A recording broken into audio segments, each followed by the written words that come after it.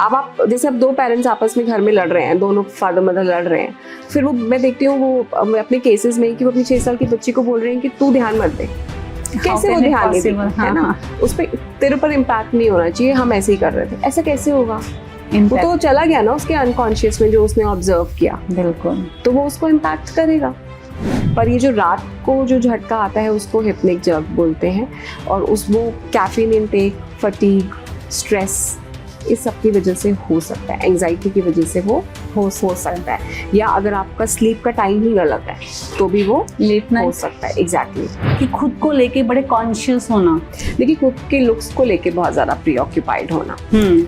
मैं बहुत कहना तो नहीं चाहूँगी उस वीडियो के बारे में, बट एक बेसिक डिसऑर्डर होता है लोगों को जिसको बोलते हैं बॉडी डिस्मॉर्फिक डिसऑर्डर। ओके, जिसमें लोग अपनी लुक्स को लेकर बहुत ज़्यादा पर्टिकुलर होते हैं। जैसे कुछ लोगों को लगता है मेरी नोज टेढ़ी है ना, मैं ठीक नहीं लग रहा हूँ, या मेरा वेट बहुत ज़्यादा है, मेरा वेट कम नहीं है, या मैं पूरा फिट नहीं हूँ। एक कॉन्स्टेंट प्रीऑक्यूपेशन रहती है। हर पर्सन कहता है कि फ़ोन मेरी प्राइवेसी है, तो आप क्या कहना चाहेंगे अगर कोई आपका पार्टनर फ़ोन को लेके काफ़ी ज़्यादा पॉजेसिव है कि इसे टच नहीं करना, तो वो उसकी प्राइवेसी है, या वो कहीं ना कहीं एक चीटिंग का भी वो है कि वो बचना चाह रहा है कि कुछ ऐसा ना हो जाए? देखिए मुझे ऐसा लगता है अपना फ़ोन ना दिखाना हमेशा चीटिंग का साइन नहीं हो सकता है। काफ़ी बार आप अपने दोस्तों से कुछ ऐसी बातें जनरली कर रहे होते हैं जो अगर आपका पार्टनर देखेगा या देखेंगी तो उन्हें अच्छा हो सकता है ना लगे।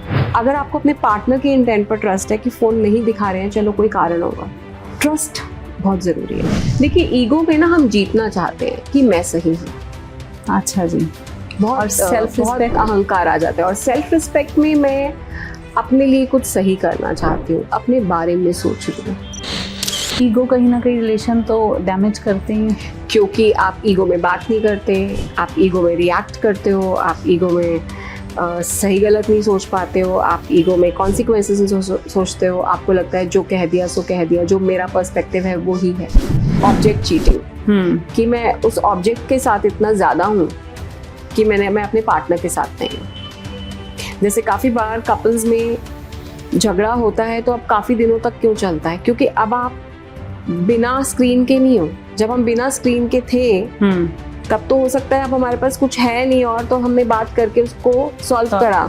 अब जब स्क्रीन एक ऑप्शन है तो हम स्क्रीन में चले गए, तो हमें लगा कल बात करेंगे, परसों बात करेंगे, तो अब तो वो डिस्टेंसिंग और ज़्यादा बढ़ जाती है।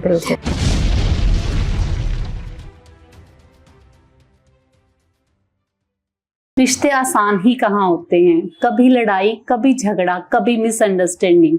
इन रिश्तों को निभाना सच में एक बहुत बड़ी आर्ट है। अक्सर हम पार्टनर्स में ईगो को लेके या फिर कुछ और कॉन्फ्लिक्ट्स आते रहते हैं। उन कॉन्फ्लिक्ट्स से कैसे ओवरकम करना है और उन प्रॉब्लम्स को कैसे सॉर्ट आउट करना है, इन सब के लिए मेरे पास आज एक ऐसे गेस्ट को मैं आपके सामने ला रही हूँ कि जो आपको इन सब क्वेश्चंस के जवाब देंगे। जी हाँ, मैं वेलकम करती हूँ दीपाली बत्रा जी का, जिनका बहुत अच्छा एक्सपीरियंस है रिलेशनशिप कोच को लेके, पेरेंटिंग को लेके, और आपकी कोई भी ऐसी प्रॉब्लम जो आपको लगता है कि रोजमर्रा की जिंदगी में हो रही है, एंड तक पॉडकास्ट में बने रहें और अपने हर डाउट को क्लियर करें। तो मैम मैं वेलकम करती हूँ आपका। Thank you. एंड मैंने जितनी आपकी स्टडी की है कि आपकी प्रोफाइल में कि आपके पास बहुत अच्छा एक्सपीरियंस है, चाहे वो मेंटल हेल्थ है, रिलेशनशिप कोच और पेरेंटिंग के ऊपर, तो मेरे बहुत सारे डाउट्स हैं इन सब चीज़ों के ऊपर ना। सबसे पहले मेंटल हेल्थ से शुरू करेंगे हम जी। एक्चुअल में मेंटल हेल्थ होती क्या है मैम? कैसे हम कहेंगे कि अपने माइंड को हेल्दी रखना मेंटल हेल्थ? देखिए हेल्थ की डेफिनेशन में फिजिकल हेल्थ और मेंटल हेल्थ दोनों बहुत इम्पोर्टेंट है। बिल्कुल। और मानसिक सेहत बहुत ज़रूरी है, मन बहुत ज़रूरी है। सो मानसिक सेहत मतलब हमारा मन कैसा है, हमें कैसा महसूस हो रहा है, ओवरऑल हमारी क्वालिटी ऑफ लाइफ कैसी है, हमारी इमोशनल वेलबींग और सोशल वेलबींग कैसी है, ये सब मेंटल हेल्थ इन सब का balance considered as a mental health. जी। अगर हम बात करें कि मैम आजकल बड़ी कॉमन कीवर्ड्स हैं two, it's anxiety and depression, है ना जी। तो डिप्रेशन इतना क्यों दिन प्रतिदिन इतना क्यों बढ़ रहा है कि लोगों में ये प्रॉब्लम बहुत आम पाई जा रही है कि हम हर कोई अगर पूछे एंजाइटी का शिकार है, डिप्रेशन का शिकार है, तो इसके पीछे रीजंस क्या रहते हैं कि उनकी मेंटल हेल्थ कहीं ना कहीं डिसऑर्डर हो रही है? देखिए, डिसऑर्डर होने के लिए ये ज़रूरी है कि उस इंसान की रोज़मर्रा की जो ज़िंदगी है, जो रोज़ के उसके काम हैं या उसकी चीज़ें हैं, वो उनमें एंगेज नहीं हो पा रहा है। तो अच्छा। तब हम डिसऑर्डर वर्ड यूज़ करते हैं। एक ग्रुप है जिसको डिसऑर्डर है, वो एक छोटा ग्रुप है, और एक ग्रुप है जिनको स्ट्रेस रिलेटेड इश्यूज़ हैं, रिलेशनशिप रिलेटेड कंसर्न्स हैं, day to day life stressors हैं, जॉब के इश्यूज़ हैं। ये वाला ग्रुप थोड़ा ज़्यादा बड़ा ग्रुप है। बिल्कुल बिल्कुल। और डेफिनेटली एंजाइटी और डिप्रेशन लेटली बहुत ज़्यादा कॉमन होता जा रहा है। तो हमें कैसे पता चलेगा इट्स डिप्रेशन और सैडनेस जी, की सिम्टम्स? देखिए, सैडनेस हो सकती है हमें रोजमर्रा की जिंदगी में, या कोई घटना हो गई तो हम सैड हो गए, उसको हम डिप्रेशन नहीं कह सकते हैं। नहीं है वो। प्रॉब्लम ये है कि डिप्रेशन वर्ड को बड़ा लूजली यूज करा जाता है। हाँ। डिप्रेशन के कुछ स्पेसिफिक सिम्टम्स होते हैं, जैसे उदासी, किसी भी सैडनेस में आ गया, उदासी, किसी भी काम में मन ना लगना, थका थका महसूस करना, मेंटली फटीग्ड फील करना, कॉन्फिडेंस कम होना, होपलेसनेस, हेल्पलेसनेस, वर्थलेसनेस की फीलिंग होना, नींद में दिक्कत होना या नींद आने में दिक्कत होना, आ जाए तो टूट जाना नींद का, और सुबह उठ के फ्रेश ना महसूस करना, भूख में दिक्कत होना, कुछ लोगों को मरने के विचार भी आते हैं डिप्रेशन में। सो इनमें से कुछ सिम्टम्स अगर रहते हैं तो उनके क्राइटेरियाज हैं as per world health organisation कि अगर ये वाले सिम्टम्स होंगे, इसको हम माइल्ड डिप्रेशन बोलेंगे, इसको हम मॉडरेट डिप्रेशन बोलेंगे। इन सिम्टम्स को हम कोई एक लक्षण से बीमारी नहीं बनती है। जैसे सिर्फ सैडनेस से हम ये नहीं कह सकते किसी को डिप्रेशन हो गया। आपने बोला कि mild depression and other terms to moderate and severe, तो उसमें मैम ये थेरेपीज होती हैं कि माइल्ड डिप्रेशन है तो हम थेरेपी से ठीक कर सकते हैं? देखिए, साइकेट्रिक इंटरवेंशन और साइकोलॉजिकल इंटरवेंशन दोनों इम्पॉर्टेंट हैं, क्योंकि मेंटल हेल्थ में it is biopsychosocial model. Biopsychosocial model मतलब जेनेटिक कारणों की वजह से या बायोकेमिकल इम्बैलेंस की वजह से भी डिप्रेशन हो सकता है। अच्छा। कभी कभी लाइफ में कोई तनाव नहीं है, सब ठीक है अपेरेंटली, पर आपका बायोकेमिकल इम्बैलेंस हो रहा है या जेनेटिक हिस्ट्री है फैमिली में किसी को डिप्रेशन की, तो डिप्रेशन हो सकता है। ऐसे ही साइकोलॉजिकल फैक्टर्स हो सकते हैं, सोशल फैक्टर्स हो सकते हैं। इन तीनों के कॉम्बिनेशन से डिप्रेशन या कोई और मानसिक परेशानी हो सकती है। जैसे शारीरिक बीमारियां होती हैं, ऐसे ही मानसिक बीमारियां होती हैं। जैसे डायबिटीज़ के लक्षण अलग हैं, अल्सर के लक्षण अलग हैं, अस्थमा के लक्षण अलग हैं। ऐसे ही डिप्रेशन, एंजाइटी, ओसीडी, इन सब के लक्षण तो अलग-अलग मेरा क्वेश्चन ये होगा कि अगर डॉक्टर्स उनके अलग होते हैं, हार्ट का डॉक्टर अलग है ना, बच्चों का डॉक्टर अलग है, तो क्या मेंटल हेल्थ में भी ऐसा होता है कि साइकेट्रिस्ट अलग हो गया, साइकोलॉजी से रिलेटेड है, क्या उनमें भी टर्म्स अकॉर्डिंग टू बीमारी जो प्रोफेशन होता है? देखिए, साइकेट्रिस्ट मेजरली या तो साइकेट्री प्रैक्टिस करते हैं या साथ में डी एडिक्शन भी प्रैक्टिस करते हैं। जैसे जिन लोगों को नशे की परेशानी होती है, अच्छा, नहीं। वो उनका भी इलाज करते हैं। Usually moderate to severe depression में मेडिसिन इंपॉर्टेंट होती है, तो ऐसे में साइकेट्रिस्ट से कंसल्ट करना हेल्प कर सकता है। पर as per research, medicine plus therapy दोनों के कॉम्बिनेशन से अच्छे रिजल्ट्स मिलते हैं। तो थेरेपी वर्क करती है? थेरेपी हेल्प करती है। कोई ऐसी थेरेपी, अगर मान लीजिए मुझे फील हो रहा है कि मैं माइल्ड डिप्रेशन फील कर रही हूँ, तो कोई ऐसी थेरेपी आप ऑडियंस को बताना चाहेंगे कि जिससे वो घर बैठे थोड़ा खुद को रिलैक्स कर सके? देखिए, खुद से डायग्नोज करना तो मुश्किल है, पर अगर ऐसा लग रहा है कि अब उदासी के कारण या रोजमर्रा में जो चीज़ें आप पहले एंजॉय करते थे, अब आप एंजॉय नहीं कर रहे, अब आपका मन नहीं कर रहा, अब आप चीज़ों में इनिशिएटिव नहीं ले रहे, अब आपका इंटरेस्ट नहीं है, इसका मतलब अब आपको रीच आउट करना चाहिए।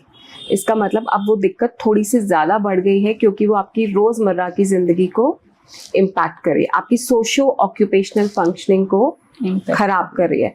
इसका मतलब अब आपको रीच आउट करना चाहिए, क्योंकि कुछ थेरेपीज़ के थ्रू पर्सन इम्प्रूव हो सकते हैं। जैसे कॉग्निटिव बिहेवियर थेरेपी है, अगर आप क्लिनिकल साइकोलॉजिस्ट के पास जाते हैं तो वो आपके थॉट पैटर्न को आइडेंटिफाई करके आपके थॉट्स पे काम करना, प्लस आपके व्यवहार पे काम करना, अच्छा। इन 2 चीज़ों पे काम करके चेंजेस लेकर आ सकते हैं। एज एन इंडिविजुअल मुझे लगता है कि लक्षण को पहचानना इम्पोर्टेंट है कि Rather than अब लेटली मैं कुछ दिनों से जैसे मैं चिड़चिड़ा हो रहा हूँ, या लेटली मुझे घबराहट बहुत ज़्यादा हो रही है, या मुझे लेटली पैनिक अटैक्स हो रहे हैं, या लेटली मेरा मन काम में बहुत ज़्यादा नहीं लग रहा, काफ़ी हफ्ते हो गए हैं, इसका मतलब अब मुझे रीच आउट करना चाहिए, तब हमें कहीं ना कहीं अप्रोच करना चाहिए, पहुंचना चाहिए। अब जैसे लेटली आप देखेंगे कि लाइफस्टाइल इश्यूज हैं, लोग टाइम पे सो नहीं रहे, बिल्कुल, खाने का टाइम गलत हो गया, वर्क फ्रॉम होम है तो एक रूटीन नहीं है, फिर लोग एक्सरसाइज नहीं कर रहे। सो अगर आपका स्लीप का टाइम गलत है तो भी एंजाइटी के कुछ सिम्टम्स आ सकते हैं। अच्छा जी, वो रीजन है आपका लाइफस्टाइल का ना। मैम अगर हम बात करें कि सोशल मीडिया, क्या सोशल मीडिया डिप्रेशन का कारण है? देखिए अगेन मैं एक डिप्रेशन जैसी बड़ी टर्म तो यूज़ नहीं करूँगी, बट डेफिनेटली सोशल मीडिया की वजह से काफ़ी सारी दिक्कतें हो रही हैं। अच्छा, क्योंकि लोग नॉर्मल से थोड़ा ज़्यादा यूज़ कर रहे हैं स्क्रीन, जिसकी वजह से उनकी फंक्शनैलिटी पे बहुत इम्पैक्ट आ रहा है। जैसे लोग सुबह टाइम पे काम पे नहीं पहुंच रहे हैं, लोगों की प्रोडक्टिविटी इम्पैक्ट हो रही है, बच्चे भी कॉन्सेंट्रेट नहीं कर पा रहे हैं, जो याद करने की कोशिश करनी चाहिए या जो जल्दी याद होना चाहिए वो जल्दी याद नहीं हो रहा है, इरिटेबिलिटी बढ़ रही है। सो आपकी कॉग्निटिव फंक्शंस और आपके बिहेवियरल फंक्शंस दोनों में इम्पैक्ट हो रहा है, आपके रिलेशनशिप्स पे इम्पैक्ट हो रहा है, बिकॉज जो टाइम आपको आपस में बिताना चाहिए वी आर स्पेंडिंग वो आप सोशल मीडिया। सो आप एक डिफरेंट वर्ल्ड में, आप एक वर्चुअल वर्ल्ड में रिलेशनशिप्स बना रहे हैं, जो रियल वर्ल्ड रिलेशनशिप्स हैं वो नहीं हो रही है। जैसे लोग चैटिंग या ऑनलाइन स्क्रॉलिंग, गेमिंग, इसमें ज़्यादा एंगेज है, फिजिकल एक्टिविटी में एंगेज नहीं है, स्पेशली क्योंकि वो उस एक चीज़ में जब एंगेज हो जाते हैं तो काफ़ी लोग खुद ही बोलते हैं कि टाइम का पता ही नहीं चलता। सो जैसे जो लोग स्क्रॉलिंग कर रहे हैं तो 5 आवर्स या 2 आवर्स कब चलेंगे हमें नहीं पता चलता। दूसरा, जिसका अपना बिजनेस है और जिसने घर से काम करना है, अगर उसने सुबह कोई सीरीज ओपन कर ली, नेटफ्लिक्स देखना शुरू या कुछ भी देखना शुरू कर दिया, तो 1-2 बज गए, उसके बाद उनको ऐसा लगता है आज तो अब दिन चला गया, अब कल करेंगे, तो फिर आपका पूरा प्रोडक्टिविटी एग्जैक्टली प्रोक्रेस्टिनेट करते हैं क्योंकि कहीं और एंगेज है। So basically proper time manage नहीं कर पाते। एक थोड़ा सा डिसिप्लिन चाहिए होता है रोजमर्रा की जिंदगी में, वो मिस हो रहा है। सो डेफिनेटली वो overall functionality, physical health, mental health दोनों को इम्पैक्ट कर कहीं ना कहीं वो असर दिखाएगा। अगर हम बात करें कि मैम एक वर्किंग वुमेन है, उसको गिल्ट है कि मैं अपने बच्चों को टाइम नहीं दे पा रही, तो वो कहीं ना कहीं मेंटली डिस्टर्ब होगी, तो उसके लिए आप क्या सजेशन देना चाहेंगे कि उनको मैनेजमेंट कैसे करनी चाहिए कि वो उनको ये गिल्ट ना हो कि मैं वर्क के कारण बच्चे को टाइम नहीं दे पा रही हूँ? देखिए पहले तो मुझे ऐसा लगता है बच्चों के साथ एक ओपन कम्युनिकेशन ज़रूरी है कि आप अपने बच्चे को बताते रहें कि आप क्या करते हैं। बहुत बार पेरेंट्स आके बोलते हैं कि मेरा बच्चा मुझसे कुछ शेयर नहीं करता, वेरी कॉमन प्रॉब्लम। तो क्या हम शेयर कर रहे हैं उनसे? ठीक है, हमें अपनी बहुत डीपर इश्यूज शेयर नहीं करने चाहिए बच्चों के साथ, पर ठीक है आज मैं यहाँ गई, आज ये प्रोजेक्ट हुआ, आज ये नहीं हुआ, आज मैं थोड़ा थक गई, थोड़ा सा शेयरिंग होना चाहिए ताकि बच्चे को पता रहे कि आपकी जिंदगी में क्या चल रहा है। एग्जैक्टली। प्लस पार्टनर के साथ ये डिस्कशन इंपॉर्टेंट है, बिकॉज चाइल्ड को बड़ा करना दोनों की जिम्मेदारी है। सो वो कम्युनिकेशन अगर हस्बैंड वाइफ के बीच में रहेगा तो मुझे लगता है गिल्ट नहीं होगा, क्योंकि आप रिस्पॉन्सिबिलिटीज शेयर कर रहे हो, आप दोनों ने मिल के चूज करा है कि आप दोनों वर्क करेंगे। बिल्कुल। सो इसका मतलब आई थिंक मेरा एक सेकंड रहेगा कि बेटर की क्वांटिटी से बेटर है क्वालिटी टाइम स्पेंड करें। आप ये करें कि आप हफ्ते में 4 से 5 दिन 20 to 30 मिनट्स उनके साथ एक्सक्लूसिवली प्ले करें, जिसमें आप उन्हें कुछ काउंसलिंग नहीं कर रहे, आप उन्हें कुछ इंस्ट्रक्शंस नहीं दे रहे, आप उन्हें कुछ सही गलत सिखा नहीं रहे, आप उनको चाइल्ड रहने दे रहे हैं और प्लेफुल तरीके से, और फोन को दूर रख के। एग्जैक्टली। सो घर में टेक फ्री एरियाज होने चाहिए, जैसे डाइनिंग एरिया में नहीं होना चाहिए फोन, या हमारे कुछ स्पेसिफिक टाइम होने चाहिए, क्योंकि हम जो करेंगे ऑब्वियसली हमारे बच्चे हमें कॉपी करेंगे। That is called observational learning, कि हमारे बच्चे हमें ऑब्जर्व करते हैं और फिर उसकी बिहेवियर को रिपीट करते हैं। सो आपको ये देखना है कि आप कितना सिग्निफिकेंस देते हैं उस 20 to 30 मिनट को। जैसे अगर आपका बच्चा आपको चेस कर रहा है कि मुझे कुछ बात करनी है, मुझे कुछ बात करनी है, और आपके पास टाइम नहीं है, और बच्चा तब शेयर करता है जब वो शेयर करना चाहता है, जब हम चाहते हैं तब बच्चे शेयर नहीं करते हैं। इसमें एक और चीज़ है कि अगर आपकी अफोर्डेबिलिटी है एज अ कपल, तो आप अपने लिए सपोर्ट हायर कर सकते हैं ना। जैसे आप अगर कुक प्रैक्टिकल है तो आप कुक हायर कर सकते हैं, जो काम कोई और कर सकता है, और वो टाइम आप अपने बच्चों को दे सकते हैं। So as a couple, as a family unit, कुछ डिसीजंस आई थिंक लेने होते हैं। इश्यूज तब आते हैं जब एक पर्सन रेडी है और एक पर्सन रेडी नहीं है। बिल्कुल सही बात। मैम अगर हम बात करें कि आजकल बड़ा कॉमन है हार्ट ब्रेक या फिर रिलेशनशिप फेलियर ना, तो कहीं ना कहीं ये भी मेंटल स्ट्रेस को तो फेस करना ही पड़ता है, जिनका दिल टूटा है या फिर रिलेशनशिप में फेलियर है, तो उनसे कैसे ओवरकम कर सकते हैं? कोई ऐसे हैं कि अगर किसी का दिल टूटा है तो कुछ ऐसी टेक्निक्स या फिर कुछ ऐसी रूटीन जिससे वो उससे जल्दी से ओवरकम हो जाएं? तो हम बच्चों की बात कर रहे हैं या हम बड़ों की बात कर रहे हैं? दोनों ही आप लगाओ। रिलेशनशिप फेलियर तो बड़ों में आ जाएगा, अगर दिल टूटा है तो फिर आजकल की यंग जनरेशन है। देखिए क्या होता है ना, ब्रेकअप के बाद भी काफ़ी सारे लोग जीरो कांटेक्ट नहीं करते हैं, वो अपने एक्स को स्टॉक करते रहते हैं, चेक करते रहते हैं कि क्या कर रहा है सोशल नेटवर्क, और अपने कुछ स्टेटस लगाते रहते हैं ये दिखाने के लिए that I want you to come back और आई एम हर्ट। कहीं ना कहीं कम्युनिकेशन दोनों लोगों का साथ में बना रहता है साइलेंटली। अगर कम्युनिकेशन बना हुआ है तो फिर आप मूव ऑन नहीं कर पाओगे। मूव ऑन करने के लिए जीरो कांटेक्ट इम्पॉर्टेंट है। अब डेफिनेटली ये एक पेनफुल पीरियड है जो कुछ समय तक रहेगा, तो ये एक्सेप्ट करना इम्पॉर्टेंट है। ऐसे में कुछ लोग मैं देखती हूँ कि वो डेटिंग एप्स पे चले जाते हैं और लोगों से चैट शुरू करते हैं डिस्ट्रैक्ट करने के लिए, पर वो डिस्ट्रैक्शन हेल्प नहीं करेगा। वो बहुत हेल्दी वे नहीं है कि अब आप एक और रिलेशनशिप में चले जाएं जबकि अभी तक आप यहाँ से आगे नहीं बढ़े। सो पहले यहाँ का क्लोजर होना ज़रूरी है। अपने आप को कहीं ना कहीं ये प्रिपेयर करना ज़रूरी है कि ये एंड क्यों हुआ, इसका फ्यूचर क्या था, क्या ये सही था। मतलब अपने अपने थॉट्स में रीफ्रेमिंग लेकर आनी पड़ेगी कि क्या ये एंड सही था, इस रिलेशनशिप की क्वालिटी क्या थी, ये इस रिलेशनशिप की कॉस्ट क्या थी, ये मुझे ज़्यादा पीस दे रहा था या ज़्यादा परेशानी दे रहा था। आई थिंक ये सवाल खुद से करना इम्पोर्टेंट है। प्लस जो भी आपका शेयरिंग है, बिकॉज ऑब्वियसली ऐसे में शेयर करने का मन करेगा, वो शेयरिंग किसी न्यूट्रल पर्सन से करना इम्पोर्टेंट है। अगर आप किसी ऐसे पर्सन से शेयर कर रहे हैं जो आपको और इंस्टिगेट कर दे और प्रोवोक कर दे, तो आपकी हीलिंग कैसे होगी? तो आपको शेयर तो आपको शेयर करते हुए भी देखना है कि आप शेयर किससे कर रहे हैं। क्या वो फ्रेंड काम है, गुड लिसनर है, या वो कुछ ना कुछ नेगेटिव बोले जा रही हैं या बोले जा रहे हैं और वो आपको इम्पैक्ट कर रहा है। सो आई थिंक ये समझना ज़रूरी है। सो कुछ समय सैड होना इज़ नेचुरल, बट कुछ समय वहाँ से उठ के डिस्ट्रैक्ट करना, अपनी रोज़मर्रा की चीज़ें करना, चाहे आप एक्सरसाइज कर रहे हैं, डांस कर रहे हैं, राइटिंग कर रहे हैं, जर्नलिंग कर रहे हैं, वर्क पे जा रहे हैं, जर्नलिंग फ़ायदा देती है मैम? आपको लगता है जर्नलिंग हेल्प करती है?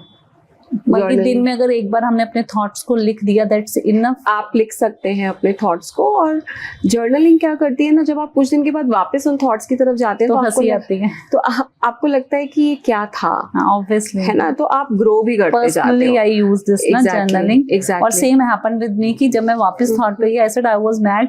सो आप इवॉल्व और हो जाते हो ना, आप ग्रो कर जाते हो। प्लस मुझे लगता है ग्रैटिट्यूड जर्नल होना चाहिए। डेली 3 चीजें लिखनी चाहिए जो अच्छी आज हुई। अच्छा जी, जैसे आज क्या 3 अच्छी चीज़ हुई, जैसे आज मैं टाइम पे पहुंच गई, आज मैं कुछ नया कर पाई, या आज घर का ये वाला एक चीज़ मुझे ठीक कराना था, ये मैं करवा पाया, या मैंने आज किसी को कॉम्प्लीमेंट दिया या किसी ने मुझे कॉम्प्लीमेंट दिया। सो आई थिंक वो छोटी छोटी चीज़ें नोटिस करना माइंडफुली वो बहुत हेल्प करता है ये ओवरकम करने में। ब्रेकअप से अगर जर्नलिंग करें, इन जनरल भी जर्नलिंग हेल्प करता है, बट डेफिनेटली मुझे ऐसा लगता है कि जर्नलिंग की भी एक लिमिट होनी चाहिए। ऐसा नहीं है कि आप लिखी जा रहे हैं बहुत ज़्यादा, है ना। आपको ये देखना है कि आपने उस इमोशन को एक्सपीरियंस करना है और फिर आपने उस इमोशन से बाहर भी आना है। आप उसी इमोशन को हर समय 24/7 नहीं जी सकते हैं। एंड इसमें हम एक और कॉन्सेप्ट यूज़ करते हैं जिसको बोलते हैं अपॉइंटमेंट विद वरी, कि ठीक है मैं पूरा वीक अभी कुछ नहीं सोचूंगी, मैं संडे को सोचूंगी 1 से 2 बजे के बीच में या 12 से 1 बजे के बीच में। मैं हर समय थिंकिंग में नहीं जाऊंगी, बिकॉज जब हम any time and every time thinking में जाते रहते हैं तो हमारा पेन बढ़ता रहता है। बिल्कुल, है ना। जैसे जिन लोगों के ब्रेकअप हुए हैं उनमें से काफ़ी लोगों को एंग्जाइटी रहती है, घबराहट रहती है, और क्योंकि ब्रेकअप पैचअप बहुत बार होता है एक रिश्ते में लेटली, कि रिश्ता पूरा ख़त्म नहीं होता है, फिर स्टार्ट हो जाता है, फिर ख़त्म करते हैं, फिर स्टार्ट हो जाता है, तो ये एक साइकिल चलती रहती है। सो अगर फाइनली एंड भी हो गए तो भी बहुत बार यकीन नहीं होता। तो पहला स्टेज तो लोगों का शॉक का ही आता है, डिनायल का ही आता है कि ऐसा हो ही नहीं सकता। फिर आप सामने वाले पर्सन से बार्गेन करते हो, रिक्वेस्ट करते हो कि समहाउ वापस आ जाए, आप एंग्री फील करते हो, गुस्सा आता है खुद पर, गॉड पर, उस पर्सन पर, फिर आप लो फील करते हो, ब्लेम देना शुरू Exactly. कर देते हैं ना। फिर आप डिप्रेस्ड फील करते हो एंड देन फाइनली आप एक्सेप्ट करते हो that the relationship is over. So वो फेज जाने में कुछ हफ्ते महीने लग जाते हैं। आप कितनी जल्दी इससे बाहर आते हो ये इस चीज़ पे भी डिपेंड करता है कि आपकी कोपिंग कैसे है। वो कैसे जैसे कुछ लोग जल्दी बाहर आ जाते हैं ना, दुख से, पेन से, लॉस से। क्या उनके इमोशनल रेगुलेट होते हैं इमोशंस? अगर हम आप जो कह रहे हैं कि कुछ लोग जल्दी, तो it's depend on emotional regulation, उनकी कोपिंग बेटर होती है, वो अपने इमोशंस को ज़्यादा बेहतर संभाल पाते हैं, वो अपनी ज़िंदगी को बहुत रोकते नहीं है। एंड कुछ लोगों का ब्रेकडाउन थोड़ा खींचते ज़्यादा रहते हो हैं, जाता है, हाँ। उनको थोड़ी सी दिक्कत होती है, काफ़ी इनसिक्योरिटी होती है, काफ़ी रेस्टलेसनेस होती है, तो उनके लिए बहुत आसान नहीं होता है। ऐसे केसेस में डेफिनेटली फिर साइकोथेरेपिस्ट के पास जाना हेल्प करता है। और ये इम्प्रूवमेंट हो सकती है अगर मेरा दिल टूटा है और मैं आपके पास आऊँ, तो कुछ थेरेपी से या मेडिसिन से मैं वो एंजाइटी, वो कुछ भी दूर हो जाएगा? वो काफ़ी इम्प्रूव हो जाएगा, पर ऑब्वियसली ये 1-2 सेशन का चीज़ नहीं है, इसमें टाइम लगता है। काउंसलिंग से फर्क पड़ता है? रेगुलर सेशन से हेल्प मिलती है। क्योंकि उस टाइम जब दिल टूटता है तो हमें होता है कि हमें कोई सुन ले, तो बीइंग अ काउंसलर अगर कोई उन्हें सुन रहा है तो बिल्कुल। कहीं ना कहीं वो रिकवरी करते हैं। बिल्कुल, क्योंकि देखिए जब एंड होता है तो बहुत बार ऐसा फील होता है कि मुझ में कुछ कम था इसलिए ऐसा हुआ, बिल्कुल, है ना। तो आप खुद को भी डाउट करने लग जाते हो, आप खुद की लुक्स को, खुद के बात करने के तरीके को, खुद की पर्सनालिटी Insecurity आ जाती को है। बहुत ज्यादा। तो जो थेरेपिस्ट है वो एक न्यूट्रल पर्सन है, जो आपको जज नहीं कर रहे, जो सामने वाले पर्सन को भी गलत नहीं बोल रहे हैं, जो न्यूट्रली आपको सुन रहे हैं और आपको एक स्पेस दे रहे हैं सेफ फील करने के लिए।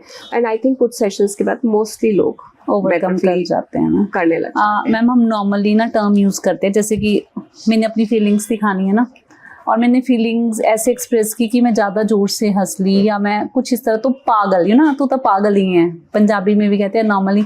तो ये पागल वर्ड अगर हमारी लाइफ में हम बच्चों के लिए यूज़ कर लेते हैं या पार्टनर के लिए, वो उसे कहीं ना कहीं इम्पेक्ट करता है उसकी पर्सनैलिटी में, या फिर ये कॉमन वर्ड है हमें यूज़ कर लेना चाहिए? देखिए ये लेबलिंग है एक्चुअली, और कोई भी, पहली चीज़ तो है कि कोई भी पागल नहीं होता है, Obviously. ठीक है। हमें ये देखना है कि हम जो भी नेगेटिव शब्द किसी के लिए भी यूज़ कर रहे हैं उसका इम्पैक्ट कहीं ना कहीं होता है एक इंसान पे। जैसे शादियों में या रिश्तों में जब हस्बैंड वाइफ एक दूसरे को ऐसा कुछ बोलते हैं, ठीक है, कभी कभार वो हंस के टाल देते हैं, बट जब उनके रिश्ते में दिक्कतें होती हैं तब वो ये वाली बातें पिक करते हैं, कहीं ना ठीक है, क्योंकि आपको ये इम्पैक्ट करता है। ठीक है, उस दिन आप एक कॉन्टेक्स्ट में थे तो आपने हंस के टाल दिया, पर आज आप डिफरेंट कॉन्टेक्स्ट में हैं तो आपने उस बात को दिल से लगा लिया और आपने उस बात को पिक किया कि मुझे ये सुनना नहीं पसंद। तो बेटर था कि तभी हम इंटरप्ट कर देते जब पहली वो बार। बाउंड्रीज इंपॉर्टेंट है, वो जरूरी है कि आप ये क्लैरिटी रखें कि हाँ ये हम नहीं बोलेंगे, ये शब्द ही नहीं, और भी बहुत सारे नेगेटिव शब्द। जैसे हमारे बच्चे जो हैं, आप अगर कभी किसी बच्चे को बोलेंगे कि तुम नालायक हो तो वो बोलेगा आप ऐसे मत बोला करो। हाँ, या बच्चा ये भी नहीं बोलेगा तो पर बच्चे को बुरा तो लगेगा, क्योंकि may be you were expecting कि उनके 95% आ जाए और उनके 85% आ गए और आपने बोल दिया दैट यू आर केयरलेस और यू आर यूजलेस और जो भी, बट बच्चा वो वर्ड्स कैरी करेगा क्योंकि उसके हिसाब से तो उसने मेहनत करी थी। आप खुश नहीं है पर अब आपने लेबलिंग कर दी। सो एंड जैसे हमारे पेरेंट्स हमें लेबल करते हैं हम खुद को वैसे ही देखते हैं। हमारी सेल्फ इमेज तो हमारे घर से ही बनती है ना, तो मुझे मेरे बारे में जैसा फील कराया जाएगा मैं वैसा ही महसूस करूंगी बड़े होने के बाद भी। बिल्कुल बिल्कुल। तो ये शब्दों का चयन, आप क्या कहना चाहेंगे कि हमें नेगेटिव वर्ड्स बच्चों के लिए बिल्कुल भी हमें लेबलिंग नहीं करनी चाहिए, हमें कंपैरिजन नहीं करना चाहिए, वर्ड सिलेक्शन, टोन और वॉल्यूम का ध्यान रखना चाहिए, टू द पॉइंट बात करनी चाहिए बच्चों से, स्पेसिफिक एंड फोकस्ड। तो अगर आप ये कह रहे हो कि दूध पी लो तो आपको यही कहना चाहिए कि दूध पी लो, आपको ये नहीं कहना चाहिए सुनते नहीं हो, दुखी कर दिया, दूध ठंडा हो गया, मैं थक गई या थक स्टोर ही नहीं बना। जो हम एक्स्ट्रा एड ऑन्स करते हैं वो नहीं करने। क्या साइड इफेक्ट्स होते हैं मैम? क्योंकि हमें एक्स्ट्रा एड ऑन्स याद रह जाते हैं। आप कहीं पे वर्क कर रहे हो या आप अपने रिलेशनशिप में भी हो, आपका पार्टनर अगर सिर्फ इतना नहीं बोल रहा कि भाई टाइम पे आ जाते, एक्स्ट्रा बोल रहा है तुम, I am not important for you, you are this, you are that, तो आपको वो एक्स्ट्रा स्टेटमेंट्स याद रहेंगी, क्योंकि फाइट्स हमेशा एक्स्ट्रा स्टेटमेंट्स की वजह से होती हैं। मेन इशू की वजह से तो फाइट नहीं होती, बड़ों में भी और बच्चों के साथ भी। तो आप as a parent, usually parents का इंटेंट हमेशा अच्छा होता है अपने बच्चे के लिए, पर उनका जो तरीका है that needs to be worked on. Parents को इस पे वर्क करने की जरूरत है। बिल्कुल, क्योंकि अब आप जैसे अब दो पेरेंट्स आपस में घर में लड़ रहे हैं, दोनों फादर मदर लड़ रहे हैं, फिर वो मैं देखती हूँ वो मैं अपने केसेस में कि वो अपनी 6 साल की बच्ची को बोल रहे हैं कि तू ध्यान मत दे, कैसे वो ध्यान नहीं देगी, है ना, उस पर तेरे ऊपर इम्पैक्ट नहीं होना चाहिए, हम ऐसे ही कर रहे थे, ऐसा कैसे होगा? वो तो चला गया ना उसके अनकॉन्शियस में जो उसने ऑब्जर्व किया, बिल्कुल, तो वो उसको इम्पैक्ट करेगा, हमारे वो नेगेटिव ही करेगा, नेगेटिव ही करेगा। एग्जैक्टली, बच्चे उससे एंजाइटी होगी, ऐसे बच्चों को एंजाइटी होती है। आप देखिए मेरे पास एक बच्चा आया 7 इयर्स का, उसको पेट दर्द था, उसके सारे टेस्ट करा लिए, उसके टेस्ट में कुछ नहीं आया और वो स्कूल नहीं जा रहा था, और हमने उसके साइकोलॉजिकल असेसमेंट्स भी करे, क्योंकि उन असेसमेंट से ही पता चल जाता है कि कोई मानसिक परेशानी तो नहीं है, या बच्चे के अंदर क्या चल रहा है, क्या थॉट्स चल रहे हैं। तो उसमें ये आया कि मेरे पेरेंट्स बहुत लड़ते हैं, गलत बोलते हैं, अब्यूज़ करते हैं, और जब मैं घर पे रहता हूँ तो लड़ाई नहीं होती है। सो कहीं ना कहीं जब वो ऐसा हमें महसूस हुआ, जब वो बीमार हुआ तो उसके पेरेंट्स का फोकस तो उस पर चला गया ना, तो फाइट तो हुई नहीं, और इसीलिए वो अवॉइड और ये बच्चा इंटेंशनली नहीं कर रहा था, ट्रू पेन था, सच का दर्द था। तो हम लोग अपना मानसिक तनाव बहुत बार शरीर से भी निकालते हैं। बल्कि मैंने आपकी वीडियोस में देखा है कि पेट भी सोचता है, तो इसको भी आप थोड़ा डिफाइन करना कि हाउ कैन पॉसिबल पेट सोचता है। देखिए हम कुछ लोग जैसे स्टमक रिएक्टर्स हैं, स्टमक रिएक्टर मतलब अगर उनको मानसिक तनाव है तो उनका पेट रुक जाएगा या ज़्यादा चलने लग जाएगा, या बर्निंग सेंसेशन, जैसे भी मेरे पास एक पेशेंट आई वो बर्प करे जा रही थी, उनके इतने टेस्ट करा लिए कुछ नहीं आया, बैक टू बैक बर्पिंग कर रही थी वो। अच्छा जी। फिर किसी को यहाँ पे जलन होती रहती है, एक जैसे एक प्रॉब्लम होती है लोगों को जिसको बोलते हैं इरिटेबल बाउल सिंड्रोम, वो भी तनाव की वजह से होता है लोगों को। कुछ लोगों को बहुत सालों से कॉन्स्टिपेशन रहती है, वो तनाव कारण बहुत बार। तो ओवर थिंकिंग या वरिंग टेंडेंसी जिसकी पर्सनालिटी में है, उन लोगों को पेट की दिक्कतें या सर दर्द या बॉडी पेन या बार बार बीमार होने की टेंडेंसी रहती है, क्योंकि हम अपना मानसिक तनाव शरीर से निकालते हैं। अच्छा जी, क्योंकि माइंड और बॉडी इंटरलिंक्ड है कहीं ना कहीं। बिल्कुल, जैसे अगर मैं कैंसर पेशेंट से डील कर रही हूँ या मैं किसी और फिजिकल डिजीज के क्लाइंट से डील कर रही हूँ, तो उनकी मानसिक सेहत पे उस फिजिकल बीमारी का, उस शारीरिक बीमारी का असर होता है, वो कहीं ना कहीं फिर एग्जैक्टली। तो दोनों इंटरलिंक्ड है। तो आपके पास कोई कैंसर पेशेंट आया, जैसे आप कह रहे हैं डील कर रहे हैं, तो कितना पॉजिटिव कर देते हो आप? अपनी काउंसलिंग से पॉजिटिव कर देते हो या फिर मेडिसिन इसके लिए एक्स्ट्रा है? मतलब कि एक जिसको कैंसर है, it's very dangerous word, cancer है मुझे ना, तो वो अपने आप को कहीं ना कहीं एक डिप्रेशन में ले जाता है कि मैं नहीं बचूंगा। हाँ, अगेन मैं डिप्रेशन वर्ड तो नहीं यूज करूंगी एकदम से, बट जैसे किसी को कैंसर डायग्नोज हुआ, अब क्या होता है कि जो भी डिसीजंस लेने हैं वो जल्दी लेने हैं। सो अगर अभी पता चला किसी को, तो उसको कल से या आज शाम से या 2-3 दिन बाद से ट्रीटमेंट शुरू कराना है। सो अभी तो यही प्रोसेस नहीं हुआ कि मुझे ये बीमारी हो गई है। अभी तो ये इन्फॉर्मेशन आपके अंदर जा रही है कि अच्छा अब ऐसा भी कुछ है, अब इतना लंबा ट्रीटमेंट होगा या इसका ये प्रोग्नोसिस होगा। तो ये एक्सेप्टेंस में आने में बहुत टाइम लग जाता है। ट्रीटमेंट शुरू कराने में थेरेपी बहुत हेल्प करती है। अब जैसे लोग रेडिएशन थेरेपी लेते हैं या लोग कीमोथेरेपी लेते हैं, तो लोग परेशान हो जाते हैं ट्रीटमेंट के प्रोसेस से। साइड इफेक्ट है, लंबा ट्रीटमेंट है ना, आपकी पूरी लाइफ रुक सी जाती है, और बॉडी भी डाउन, आप लोग ना हेयर फॉल हो गई या बॉडी बहुत ना, तो वहाँ पे घबराहट, बेचैनी, उदासी, ये सब आने का प्रोबेबिलिटी रहता है।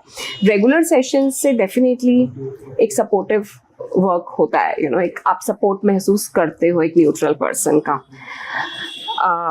मेडिसिन भी हेल्प करती हैं फ्रॉम साइकियाट्रिस्ट, जैसे किसी को नींद नहीं आ रही है, हाँ ठीक है, किसी को उदासी हो रही है, किसी से खाना खाने का मन नहीं कर रहा है, सो मानसिक परेशानी वाले सिम्टम भी होने लग जाते हैं, तो वो मैनेज होने इम्पोर्टेंट है। नहीं तो पेशेंट का ट्रीटमेंट को लेके मोटिवेशन रहेगा ही नहीं ना।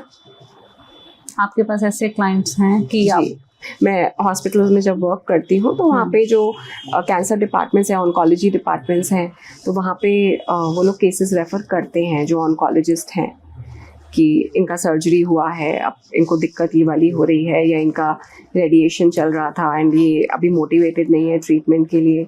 क्योंकि इलाज में आपको ये लगता है कि आप बिल्कुल अकेले हो, ये सारे लक्षण आप ही को हो रहे हैं।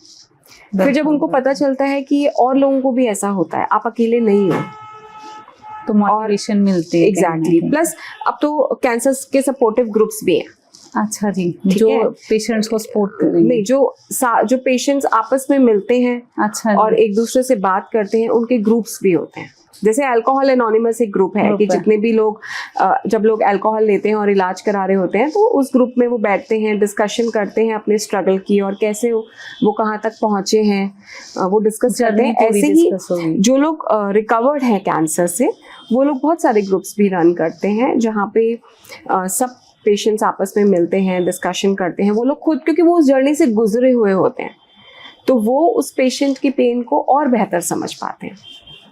ऑब्वियसली एंड सबके फिर साथ एग्जैक्टली तो काफ़ी वहाँ से मोटिवेशन मिलता है और फर्क पड़ता है। और आपकी देखिए, जब आपके शारीरिक लक्षण एंजाइटी के बेहतर हो गए, आपको पैल्पिटेशन नहीं हो रही, आपको ब्रेथलेसनेस नहीं हो रही, आपको चेस्ट पेन नहीं हो रही, आपको तो मेरे को लगता है आधी बीमारी तो वहीं तो आप रिकवर काफी बेहतर हो जाते हो ना, क्योंकि वो फिजिकल सिम्टम आपको और परेशान करते हैं। बिल्कुल बिल्कुल, वो बीमारी को दोगुना कर देते हैं। एग्जैक्टली।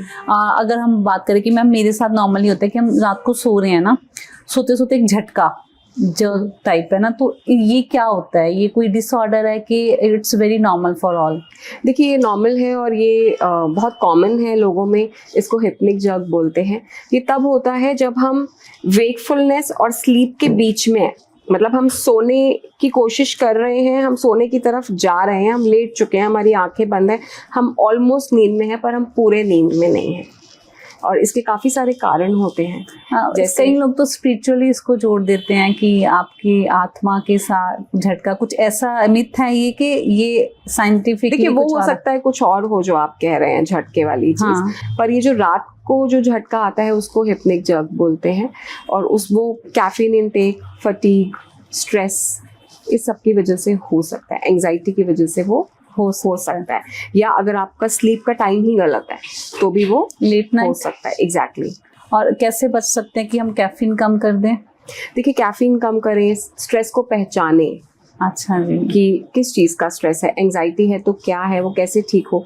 प्रॉपर रेस्ट लें, स्लीप का अपना टाइम ठीक करें, डिस्ट्रैक्शन फ्री रूम में सोएं जहाँ पे बहुत लाइट्स ना हो, अंधेरा हो, प्रॉपर एक एम्बियंस हो जहाँ पे सोने का, प्लस अपना स्क्रीन टाइम भी कम करें। वो सबसे जरूरी है जी मैम। सम टाइम ना कईयों को फोबिया होता है, वी कांट से कि फोबिया की ये चीज साफ चाहिए, है ना, मेरा घर साफ चाहिए, ये कहीं हमारा मेंटल हेल्थ को इफेक्ट करती है ये चीज। जो लोग बड़े पर्टिकुलर होते हैं सफाई को लेके या अपनी अलमीरा में नीट एंड क्लीननेस, तो वो बहुत सफर करते हैं। पर्सनली मेरा एक्सपीरियंस भी ये कि मुझे घर साफ चाहिए, तो मेरे पैर में पोछा ही होता है कि मैं कहीं डस्ट ना आ जाए। तो वो मेंटल हेल्थ को कहीं ना कहीं डिस्टर्ब करती है ये चीज़ें कि पर्टिकुलर होना किसी चीज़ के लिए, कि हमें लेट इट गो करना चाहिए उसको। देखिए, हर चीज़ को हम मानसिक बीमारी तो नहीं बोल सकते। कुछ व्यवहार जो आपकी रोज़मर्रा की ज़िंदगी को इम्पैक्ट कर रहे हो, उन व्यवहारों को अटेंशन की ज़रूरत है। मतलब हमें रिकॉग्नाइज करना चाहिए। जैसे अगर आप क्लीन ही करे जा रहे हैं, आप काम पे नहीं जा पा रहे हैं, आप ब्रश करे जा रहे हैं पर आप तैयार नहीं हो रहे, जैसे आपको तैयार जो आधे पौने घंटे में हो जाना चाहिए उसमें आपको 4 घंटे लग रहे हैं, ऑब्वियसली मुझे ठीक से करना है। जैसे ऑब्सेसिव कंपल्सिव डिसऑर्डर में ऑब्सेशन क्या है? ऑब्सेशन का मतलब है रिपीटेटिव थॉट, माई थॉट, जबरदस्ती आ रहा है, मैं कंट्रोल नहीं कर पा रही हूँ, मेरा ही विचार है, मैं नहीं चाहती कि आए फिर भी आ रहा है। और कंपल्शन क्या है? थॉट पर एक्ट करना, रिपीटेटिव बिहेवियर्स, क्योंकि अगर वो रिपीटेटिव बिहेवियर मैं नहीं करूंगी तो मुझे बेचैनी हो जाएगी। जैसे अगर मैंने यहाँ पे हाथ लगाया और मुझे लगा मेरा हाथ गंदा है, मुझे थॉट आ रहा है, अब मैं यहाँ बैठ नहीं पा रही हूँ बिकॉज मेरा हाथ गंदा हो गया, मुझे उठना है, बार बार जाना है, हैंड वॉश करना है। इसका मतलब कि हो सकता है ऑब्सेसिव कंपल्सिव डिसऑर्डर के कुछ फीचर्स हो। तो इसमें क्लीनिंग, चेकिंग, ऑर्गेनाइजिंग, हाँ, ये सब प्रॉब्लम नॉर्मल है, वो इसमें आते हैं। सब लोगों को सब लक्षण नहीं होते हैं, कुछ ही लक्षण होते हैं। पर किसी भी चीज़ को मैं फिर से कहूँगी हम डिसऑर्डर तब बोलते हैं जब वो आपकी रोज़मर्रा की ज़िंदगी को इम्पैक्ट कर रहा है, जब उस चीज़ की वजह से आप और चीज़ें ना कर पा रहे हो, आपके मूड को भी इम्पैक्ट कर रहा है, आपकी फंक्शनैलिटी को भी इम्पैक्ट कर रहा है। बिल्कुल। और क्लीनिंग जो है वो पर्सनालिटी का पार्ट हो सकता है कि पर वो कहीं ना कहीं एंग्जाइटी तो लेके आता है ना कि घर साफ नहीं है, मुझे आते साथ घर साफ चाहिए, अगर हल्का सा भी हो तो मेरे को एंग्जाइटी हो जाती है। तो वो कहीं ना कहीं, वो आपकी बात सही है कि मुझे पहचानना चाहिए कि रीजंस क्या है और उससे कहीं ना कहीं अपना ध्यान हटाना चाहिए ना। जी। मैंने करण जौहर की देखा मैम कि वो सेल्फ ऑब्सेस्ड है बहुत, है ना, अपनी लुक को लेके। तो ये वीडियो बड़ी वायरल भी देखी मैंने कि वो अपनी लुक की, मैं कैसा लग रहा हूँ, मैं कैसा, तो ये भी एक मेंटल हेल्थ को कहीं ना कहीं डिस्टर्ब करता है कि खुद को लेके बड़े कॉन्शियस होना। देखिए, खुद के लुक्स को लेके बहुत ज्यादा प्रीऑक्यूपाइड होना, मैं बहुत कहना तो नहीं चाहूंगी उस वीडियो के बारे में, बट एक बेसिक डिसऑर्डर होता है लोगों को जिसको बोलते हैं बॉडी डिस्मॉर्फिक डिसऑर्डर। ओके। जिसमें लोग अपनी लुक्स को लेकर बहुत ज्यादा पर्टिकुलर होते हैं। जैसे कुछ लोगों को लगता है मेरी नोज टेढ़ी है ना, मैं ठीक नहीं लग रहा हूँ, या मेरा वेट बहुत ज्यादा है, मेरा वेट कम नहीं है, या मैं पूरा फिट नहीं हूँ। एक कांस्टेंट प्रीऑक्यूपेशन रहती है उसमें। वो भी आपकी डे टू डे जिंदगी को इम्पैक्ट करती है, क्योंकि आप उस थॉट से बाहर ही नहीं आ पाते।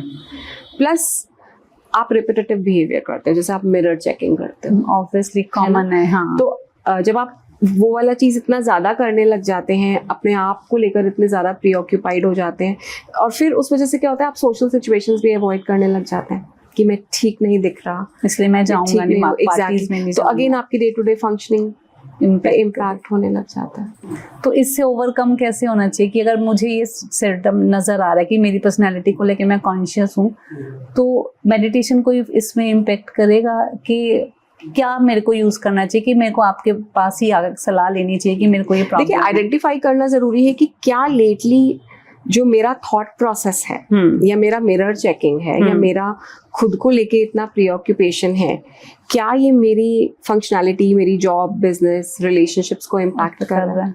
क्या मेरे मूड चेंजेस हो रहे हैं इस वजह से? होंगे, कॉमन है वैसे। तो अगर ये हम आइडेंटिफाई कर लेते हैं, then definitely we should reach out. अगर आप अपने लेवल पे अपने थॉट्स पे काम कर सकते हैं कि नहीं मैं थोड़ा ज्यादा सोच रहा हूँ, नहीं मैं थोड़ा ज्यादा किसी और के कमेंट को पर्सनली ले रहा हूँ। अगर सपोज किसी ने बोल दिया कि आपका फेस ऐसा है और मैं उस बारे में सोच रहा हूँ, इसका मतलब कहीं ना कहीं मेरा खुद का सेल्फ एस्टीम भी अच्छा नहीं है, क्योंकि मैं दूसरों की बात से बहुत जल्दी इन्फ्लुएंस हो गया।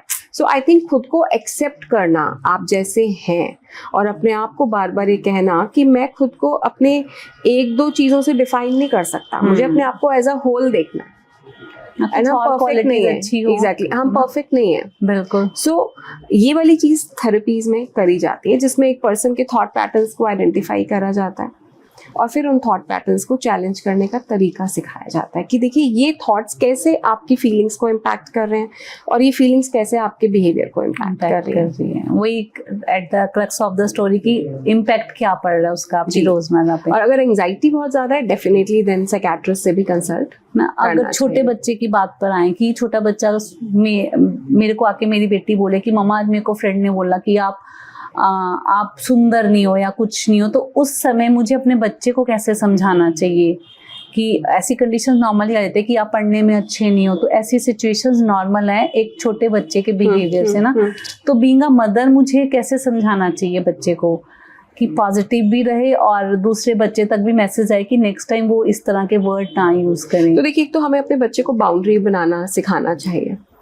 दूसरा, हमें अपने बच्चे को ये सिखाना चाहिए कि जो दूसरे ने बोला है वो दूसरे का ओपिनियन है, वो फैक्ट नहीं है। सो 10-12 साल का बच्चा भी समझता है कि ओपिनियन और फैक्ट अलग अलग चीज है, बिल्कुल, ठीक है। सो अगर किसी को लगता है कि मैं सुंदर नहीं हूँ, तो वो उस पर्सन को लग रहा है, उससे वो बात सच नहीं हो जाती है। हमें अपने बच्चे को ये कहना है कि सुंदरता का ब्रॉडर मीनिंग क्या है, वो हमें भी डिफाइन करना पड़ेगा। अगर एज अ फैमिली आप बहुत ब्यूटी स्टैंडर्ड्स को सिग्निफिकेंस नहीं देते हैं, तो आपके बच्चा ये बोल सकता है ना कि हाँ मुझे फर्क नहीं पड़ता, ठीक है, नहीं हूँ सुंदर तेरी नजर में तो नहीं हूँ, अगर मैं कॉन्फिडेंट हूँ तो मुझे इतना फर्क नहीं पड़ेगा। तो हमें अपने बच्चे को कॉन्फिडेंट बनाना चाहिए, उसके साथ ऐसी चीज मतलब बच्चे का कॉन्फिडेंस लेवल बूस्ट अप करना चाहिए, और अपना व्यू बच्चे को बताना चाहिए दैट यू नो आप खुद को कैसे देखते हो, दैट मैटर्स। अगर लोग आपको जज कर रहे हैं वो आप कंट्रोल नहीं कर सकते हो, पर आप खुद को कैसे देखते हो। उसने आपको बोल दिया कि आप सुंदर नहीं हो, तो अब आप उस बात को सच मान के बुरा फील करोगे। सो इट इज बेटर कि आप अपना व्यू बनाओ अपने बारे में। तो उसको रिवर्ट देना चाहिए दूसरे बच्चे को कोई रिप्लाई के वे में, कि बस हमें अपने बच्चे की काउंसलिंग करनी चाहिए? देखिए, वो डेफिनेटली ये बोल सकते हैं कि भाई इस तरह की बात तुम मत करो। काफी बच्चे बहुत स्किल्ड होते हैं, मतलब वो ह्यूमर यूज करते हैं, वो हंसते हंसते टाल देते हैं, ठीक है नहीं हो सुंदर जा, वो इतना मन से नहीं लगाते हैं सो अगर आप ह्यूमर सिखा सकते हैं बच्चे को कि वो ह्यूमर यूज करना सीखे, कि हंस के जवाब भी दे दे, नहीं तो फिर ये होगा कि दो बच्चे एक दूसरे को बुरा फील कराने की स्ट्रगल में लग जाएंगे, वो भी बोल रही है और वो भी बोल रहे हैं, तो हम दोनों ही फिर एक दूसरे को डैमेज कर रहे हैं। तो वही ऐसी सिचुएशन में पेरेंट का क्या रोल होना चाहिए कि अगर बच्चे को वो क्या समझाए कि बच्चा भी समझे। आप यही कह रहे हो कि बच्चे को काउंसलिंग कर दो कि आप बेस्ट हो, वो उसका ओपिनियन है ना। बेस्ट हम कोई और स्टेप तो नहीं है कि हम परफेक्ट नहीं है। हमारे बच्चे को ये पता होना चाहिए कि कुछ चीज़ें हैं हम में जो बहुत अच्छी है, कुछ चीज़ें हैं जो हो सकता है कम अच्छी हो, पर हम 0 नहीं है। हम 10 on 10 नहीं है तो हम 0 भी नहीं है। Nobody is 10 exactly. So even that child जिसने ये बोला वो भी 10 on 10 नहीं है, वो बच्चा भी 0 on 10 नहीं है। सो जो स्कूल काउंसलर्स हैं ऐसे में उनका सपोर्ट भी लिया जा सकता है। जैसे मैं स्कूल्स में जाती हूँ, हम लोग वर्कशॉप्स करते हैं, काफ़ी सारे स्कूल काउंसलर्स स्कूल में वर्कशॉप करते हैं। सो उन वर्कशॉप्स के थ्रू बच्चों को ये बुलिंग बिहेवियर्स के बारे में अवेयर करा जा सकता है कि देखो बच्चे के अंदर एम्पैथी कैसे डेवलप होगी। वो एम्पैथी डेवलप कराना जरूरी है, बिल्कुल, कि आप जो बोल रहे हो उसका इम्पैक्ट दूसरे पर हो रहा है, तो आपको कैसे ध्यान से बोलना है किसी को कि उसको हर्ट ना हो। काउंसलिंग से बहुत ज्यादा फर्क पड़ेगा ना। और यही हमारा एजुकेशन सिस्टम भी लैक कर रहा है कि बुलिंग बच्चे इसीलिए फेस कर रहे हैं कि काउंसलिंग प्रॉपर नहीं है। देखिए वैसे तो नॉर्म्स है कि हर स्कूल में काउंसलर्स होने चाहिए, मस्ट है, बट वो नाम के हैं आजकल। हाँ, मतलब नेम ना होता है पर वहाँ काउंसलर मैंने आज तक स्कूल में बहुत रेयर है। I don't know about Delhi कि यहाँ पे हैं या नहीं, पर मैंने काफी स्कूल में देखा है कि पोस्ट है पर काउंसलर कोई नहीं होता वहाँ पे। यहाँ पे काफी स्कूल्स में काउंसलर्स हैं और काफ़ी स्कूल्स में एक से ज़्यादा काउंसलर्स भी हैं। ऑब्वियसली स्कूल की स्ट्रेंथ बहुत ज़्यादा है बच्चों की और काउंसलर एक है, सो सारा काम नहीं हो पाता है, इसीलिए वो रेगुलर वर्क ज़रूरी है बच्चों के साथ, क्योंकि ये उनके डेवलपिंग ईयर्स हैं और स्कूल में वो अपना मैक्सिमम टाइम बिताते हैं। सो स्कूल एक प्लेस हो सकती है जहाँ पे पेरेंट्स के साथ वर्कशॉप्स, टीचर्स के साथ वर्कशॉप्स और बच्चों के साथ ये चीज हो कि आप कैसे माइंडफुली बच्चों को सिखाएं कि कैसे हेल्दी इंटरेक्शन करना है। बिल्कुल, ये तो हमारा मेंटल हेल्थ पे था मैम। अब मैं रिलेशनशिप पे थोड़ा सा बात करना चाहूंगी कि जो रिलेशनशिप है उसमें कौन से कॉमन इश्यूज आते हैं। ट्रस्ट इशू हो गया या कम्युनिकेशन गैप हो गया, ऐसा मेन कॉमन इशू क्या है रिलेशनशिप को लेके ना? मैरिड रिलेशनशिप्स की आप बात कर रहे हैं। देखिए उसमें फैमिली इश्यूज रहते हैं, किड्स रिलेटेड इश्यूज रहते हैं, चीटिंग रिलेटेड इश्यूज रहते हैं, very common I think cheating, तो फिनेंशियल इश्यूज रहते हैं, कम्युनिकेशन पैटर्न अनहेल्दी होना, ये वाले इश्यूज रहते हैं, इन लॉज वाले इश्यूज रहते हैं, करियर एक बहुत बड़ा एरिया है। सो ये सब तो अगर हम चीटिंग की बात, अगर मैं फ़ोन की बात करूँगी, हर पर्सन कहता है कि फ़ोन मेरी प्राइवेसी है, तो आप क्या कहना चाहेंगे अगर कोई आपका पार्टनर फ़ोन को लेके काफ़ी ज़्यादा पॉजेसिव है कि इसे टच नहीं करना, तो वो उसकी प्राइवेसी है या वो कहीं ना कहीं एक चीटिंग का भी वो है कि वो बचना चाह रहा है कि कुछ ऐसा ना हो जाए? देखिए मुझे ऐसा लगता है अपना फ़ोन ना दिखाना हमेशा चीटिंग का साइन नहीं हो सकता है। काफ़ी बार आप अपने दोस्तों से कुछ ऐसी बातें जनरली कर रहे होते हैं जो अगर आपका पार्टनर देखेगा या देखेंगी तो उन्हें अच्छा हो सकता है ना लगे। सो क्योंकि रिलेशनशिप के साथ साथ मैं एक अलग इंडिविजुअल भी हूँ, सो मेरी अपनी एक पर्सनल स्पेस भी है, वो सभी की है। बिल्कुल। तो बहुत ज़्यादा इस चीज़ पे आ जाना कि नहीं हमें हमेशा फ़ोन चेक करना है, ये भी हेल्पफुल नहीं है। बहुत ज़्यादा हर समय फ़ोन को अपने साथ रखना, ये भी बहुत हेल्दी नहीं है। अगर रिलेशनशिप में ट्रस्ट है तो चेकिंग की उतनी ज़रूरत नहीं पड़ेगी। ऑब्वियसली अगर आपको अपने पार्टनर के इंटेंट पर ट्रस्ट है कि फ़ोन नहीं दिखा रहे हैं, चलो कोई कारण होगा, कुछ होगा इसलिए शेयर नहीं करना चाह रहे हैं, ट्रस्ट बहुत ज़रूरी है। जहाँ पे ट्रस्ट और इनसिक्योरिटी का वो वाला इशू है तो वहाँ पे बार बार वो एंड फिर कॉन्वर्सेशन उसी के अराउंड रहती है, तुमने छुपाया, तुम लेके गए।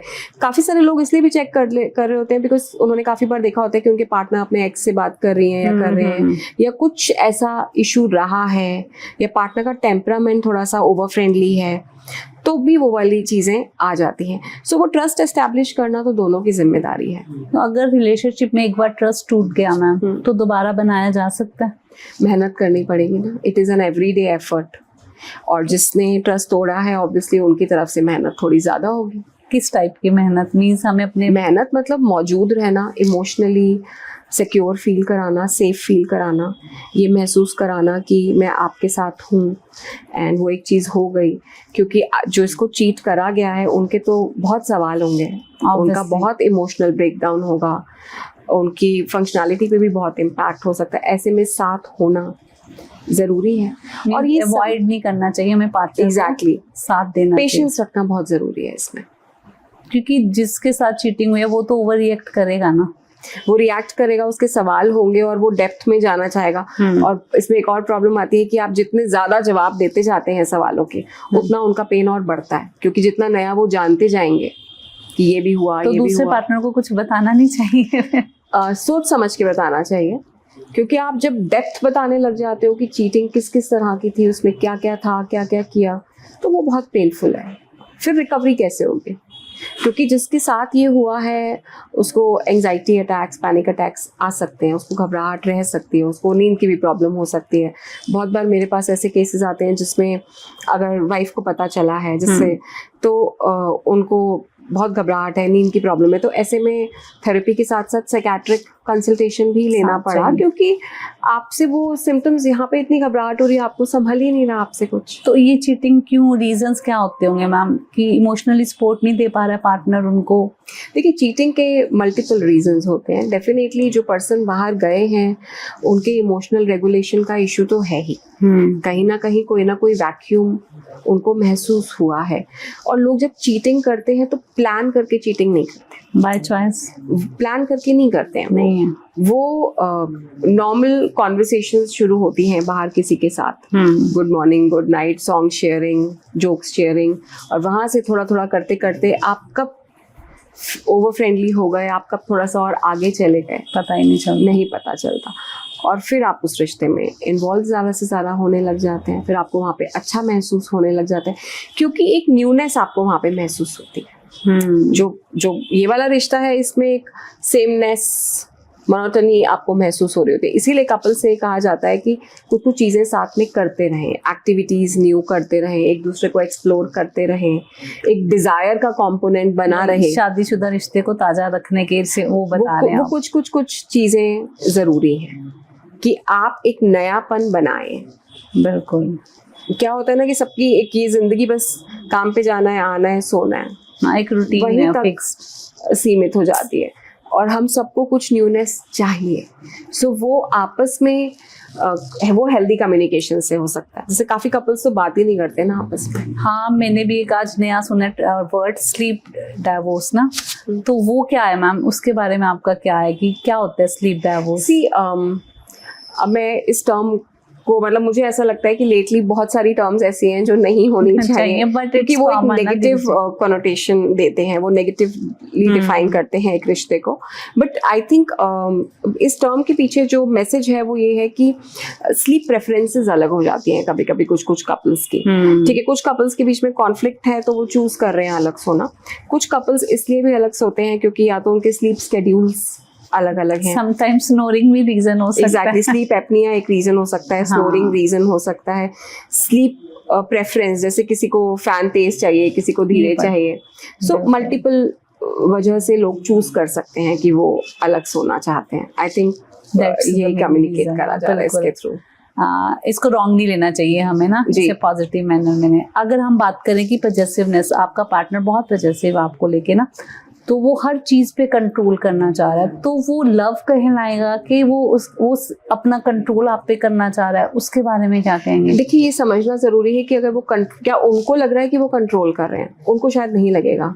उनको लगेगा कि ये उनकी जेन्युइन डिमांड है to know what the partner is doing, where the partner is going, when is he और शी कमिंग बैक, क्या चल रहा है, छोटी छोटी चीजों में बहुत डिटेलिंग में जाना।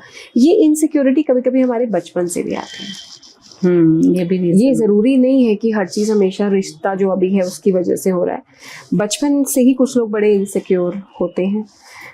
उनके माता पिता काफ़ी बार कुछ घरों में थोड़े ज़्यादा क्रिटिकल होते हैं, या काफ़ी बार अनअवेलेबल होते हैं, या काफ़ी बार पेरेंटल कॉन्फ्लिक्ट्स होते हैं, तो वो बच्चे को उतना अफेक्शन नहीं दे पाते हैं। इनसिक्योरिटी रहती है उनको। एग्जैक्टली तो उनको वो नीड बहुत ज़्यादा होती है। काफ़ी बार उनके काफ़ी प्रीवियस रिलेशनशिप्स जल्दी ख़त्म हो जाते हैं, तो वो फीलिंग ऑफ बीइंग अबंडन्ड रहता है कि मुझे छोड़ देगा, मुझे छोड़ देंगी। वो एक फियर कांस्टेंट रहता है। तो कॉन्स्टेंटली ये जानना ज़रूरी होता है कि तुम हो ना मेरे साथ, चले तो नहीं जाओगे ना। That constant feeling is needed.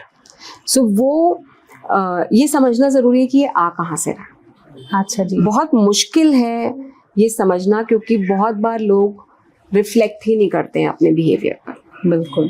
पर अगर वो बिहेवियर आपके रिश्ते को इम्पैक्ट कर रहा है, क्योंकि आपका पार्टनर को घुटन होने लग जाएगी ना, उसको हाँ, सफोकेशन होने लग जाएगी। हम सबको ब्रीदर चाहिए। सो कुछ चीज़ें अलग होके भी करना इम्पोर्टेंट है एक रिश्ते की ग्रोथ के लिए। सो ये समझना ज़रूरी है कि अगर ये आपके क्वालिटी ऑफ रिलेशनशिप को इम्पैक्ट कर रहा है, दैट मीन्स ये अनहेल्दी है। और अब मेरे सिर्फ बोलने से ऐसा नहीं होगा कि कल से वो फ़ोन नहीं करेंगे, या वो चेक नहीं करेंगे, या वो इनसिक्योर नहीं होंगे।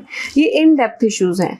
सो इनमें काफ़ी टाइम लगता है। ऑब्वियसली इसमें पार्टनर को भी समझना पड़ेगा कि अगर उनकी पार्टनर इनसिक्योर हैं तो वो पेशेंस रखें, क्योंकि अभी उस बिहेवियर पे काम होना ज़रूरी है। उनके साथ रूड ना हो, उनको डिसमिस ना करें, रिएक्टिव होकर गलत शब्द ना बोलें, एंड दोनों लोग मिलके कर सकते हैं। एग्जैक्टली।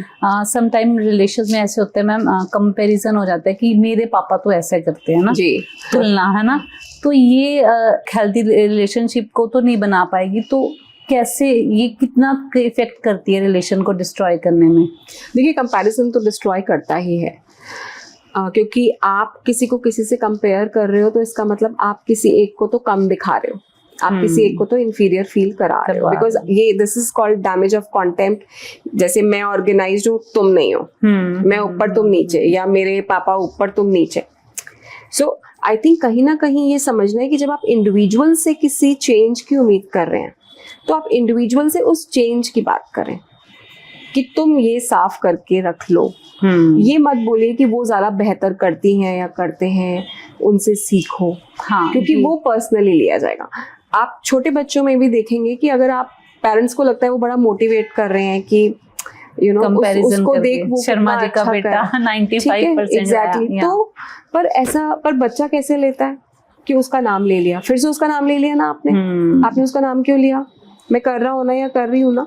सो आई थिंक किसी और का नाम तो किसी को भी पसंद नहीं आता, वही रीजन रहते हैं। सो ये ज़रूरी है कि आप अपने पार्टनर से जो चेंज एक्सपेक्ट कर रहे हैं, आप वो एक्सप्रेस करें। जैसे मैंने पहले भी कहा, टू द पॉइंट रहना, काम की बात करना, जो बदलाव आप चाह रहे हैं। जब आप एक्स्ट्रा एड ऑन्स करने लग जाएंगे, वो डिस्ट्रॉय करेंगे, वो डैमेज करेगा, क्योंकि आपका पार्टनर कैरी करेगा उस बात को। सही बात है। तो अगर हम बात करें रिलेशनशिप के ऊपर कि मैम हेल्दी कम्युनिकेशन हम कैसे बना सकते हैं पार्टनर कपल में ना कहीं यही लैक है, जिसके कारण हमारे डाइवोर्स केसेस बढ़ रहे हैं, कुछ भी रीजन है। तो कैसे हम अपनी कम्युनिकेशन को हेल्दी अपने पार्टनर के साथ कर सकते हैं? लैक ऑफ टाइम है, there are so many reason. तो किन एक्टिविटीज से हम शो कर सकते हैं कि हमारी डिस्कशन हेल्दी हैं? देखिए, पहले तो ये समझे कि अगर मैं रेडी हूँ कम्युनिकेशन के लिए अभी, तो क्या आप रेडी हैं? नहीं, मेरा मूड में भी स्विंग हो। एग्जैक्टली। कॉन्टेक्स्ट अलग अलग हो सकता है ना। इसका मतलब दो लोग आपस में डिसाइड करें कि हाँ, ये एक इशू है जिस पे हमें बात करनी है, जो कॉन्फ्लिक्चुअल इशू है। तब बात करेंगे जब हम दोनों एक स्टेट ऑफ पीस में हैं। तो वो कौन सा दिन होगा? जैसे मोस्टली झगड़े रात को होते हैं, या अल्कोहल लेने के बाद होते हैं, या जब लोग थके हुए होते हैं, या जब लोग ऑलरेडी ट्रैफिक से आ रहे हैं, बारिश से आ रहे हैं, और फिर डिस्कशन हो रही है, क्योंकि आप भरे हो तो आपको लग रहा है अभी बात करनी है, पर सामने वाला पर्सन अभी रेडी नहीं है। सो आई थिंक ये ज़रूरी है कि कपल्स ये एक दूसरे से पूछें कि क्या अभी बात हो सकती है, क्योंकि जो हम बात करना रोक नहीं पाते हैं, दैट इज बिकॉज ऑफ हलचल हेयर। It's true. काफ़ी सारे लोगों का एक देयर एंड देन अप्रोच है कि अभी बात करनी है, अभी खत्म करना है, जबकि पता है कि टोन खराब हो रही है, आप गलत शब्द यूज कर रहे हो, फिर भी आप में से कोई भी ये नहीं बोल रहा है कि चल अभी रुक जा, चल बाद में बात करते हैं, चल कल कर लेंगे। जैसे काफी सारे मेरे फीमेल क्लाइंट्स मुझे बोलते हैं, मैम मैं कल इसलिए नहीं टालती हूँ, कल पे इसलिए नहीं रखती हूँ क्योंकि कल ये बात ही नहीं करेंगे, तो इसलिए मुझे आज ही खत्म करना है। पर फिर आज में आपने पूरी रात लगा दी, फिर आप नेक्स्ट डे काम पे नहीं जा पाए, आपके बच्चे स्कूल नहीं गए, आपका पूरा डे वेस्ट हो गया, और 10 दिन तक अब वो पूरी रात की डिस्कशन आप दोनों को हॉन्ट करेगी, आपको डिस्टर्ब करेगी। सो आई थिंक लिसनिंग करना ज़रूरी है। और काफ़ी बार हम कपल्स को ये भी सिखाते हैं कि लिसनिंग के बाद आप रिपीट करो कि अच्छा आप ये कह रहे थे। प्लस यू स्टेटमेंट्स यूज़ ना करिए, आई स्टेटमेंट्स यूज़ करिए। जैसे आई फेल्ट दिस या मुझे ऐसा लगा। ये मत कहिए कि तुम ऐसे, तुम वैसी, तुम्हारी फैमिली, ब्ला ब्ला। तो हम तुम जो बोल देते हैं, यू जो बोल देते हैं, ये अटैकिंग वर्ड है। अच्छा, तुम्हारे मदर ऐसे, तुम ऐसे, तुमने ये नहीं किया। इंस्टेड ऑफ दैट हमें क्या करना हमें आई बोलना चाहिए, that I felt this when this happened. जैसे मुझे ऐसा लगा कि जब ये मदर हुआ, ने ऐसा किया। जब ये हुआ। हम क्या करते हैं, हम उसके अलावा और बहुत कुछ बोलने लग जाते हैं। तो जब हम बहुत ज़्यादा बोल देंगे, उतनी प्रोसेसिंग नहीं कर पाते हैं लोग। जैसे मोस्ट ऑफ द मेल्स थोड़ा सा कम बोलते हैं, मोस्ट ऑफ द फीमेल्स थोड़ा एक्स्ट्रा बोल जाते हैं। जब आप एक्स्ट्रा बोल जाओगे तो सामने वाले को खराब ज़्यादा रजिस्टर होगा। काम की बात तो रजिस्टर हुई नहीं, आपका पेन तो गया ही नहीं वहाँ, वो एक्स्ट्रा आपका गुस्सा दिखेगा उनको। तो वो लिसनिंग, रिपीटिंग कि अच्छा आप ये बोल रहे हो, प्लस काउंटर कंप्लेन ना करना। जैसे अगर मैंने कहा कि आपने मुझे पानी नहीं दिया, तो और फिर आप तो ये नहीं किया है, एग्जैक्ट, तो ये काउंटर कंप्लेन है। अच्छा, पर एक्चुअली क्या होना चाहिए, अगर मैंने पहले बोला कि मुझे पानी नहीं दिया, तो आप मेरे पानी की बात करो, या चलो पहले आपके पानी की बात कर देते हैं। पर एक बार में एक बात करेंगे ना। पर कपल्स के बीच में क्या होता है, इतने सारे पेजेस खुल गए, बिल्कुल, इस टॉपिक से ये टॉपिक, फिर पास्ट का ये, फिर एक भी टॉपिक क्लोज नहीं हो पाता है। इसका मतलब फोकस्ड रहना जरूरी है कि अगर आज हम पानी की बात कर रहे हैं, तो या आज हम टाइम देने की बात कर रहे हैं, आज टाइम नहीं दिया या कल टाइम नहीं दिया, तो अभी हम यही बात करेंगे। अभी हम पुराना क्या क्या है, अभी हम वो डिस्कस नहीं करेंगे, बिकॉज फिर तो हमने नए टॉपिक्स खोल दिए। बिल्कुल। सो उससे झगड़ा बढ़ जाएगा।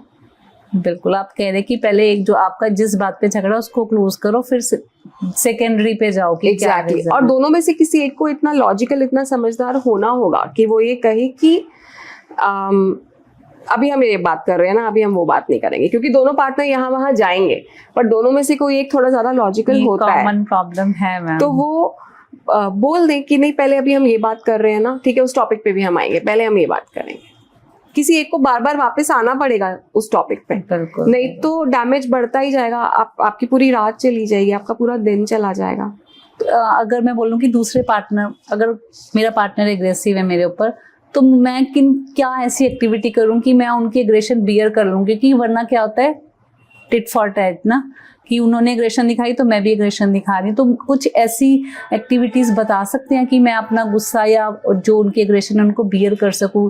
समटाइम एग्रेशन, हम किस तरह के एग्रेशन की बात कर रहे हैं? फ्रस्ट्रेटेड होके बाहर से है, मेरे सवालों की बौछार गिर गई उनके ऊपर, है ना, तो वो मैंने जो सुना है कि आप रिवर्स काउंटिंग शुरू कर दें ना, 10, 9, अगर कोई एग्रेशन है पर्सन, तो आप कामली फील करते हो। देखिए, अगर आप देख रहे हैं कोई फ्रस्ट्रेटेड है, किसी का मूड ठीक नहीं है, कोई थक कर आया है, अभी आपकी बात नहीं सुन पा रहे हैं, तो आप उन्हें काम डाउन करने के लिए कहें कि ठीक है थोड़ी देर में बात करते हैं, ठीक है आप रेस्ट कर लो। क्योंकि हम सब लोग जब थक कर आते हैं तो हम सबको वो 30-40 मिनट्स चाहिए, हमें हमारा वो मी टाइम चाहिए।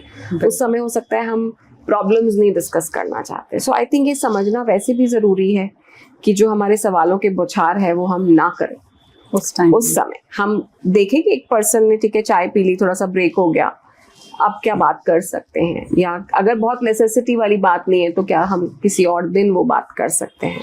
क्योंकि हमेशा एक इशू डिस्कस करते रहना हेल्प नहीं करेगा, वो रिलेशन खराब ही करेगा। ये भी समझना जरूरी है कि अगर आपके पार्टनर तेज बोल रहे हैं तो आप उनको ये बोल सकते हैं कि ये बात हम आराम से भी तो कर सकते हैं। पर यूजुअली बच्चों में और मदर में क्या होता है, या हस्बैंड वाइफ में क्या होता है कि एक ने तेज बोला तो दूसरा हम कॉम्पिटिटिव हो जाते हैं, हमें लगता है अब सुना देते हैं, अब सच मुझे भी पता है तो अब सारे सच बता देते हैं, एक बदले की भावना आ जाती है।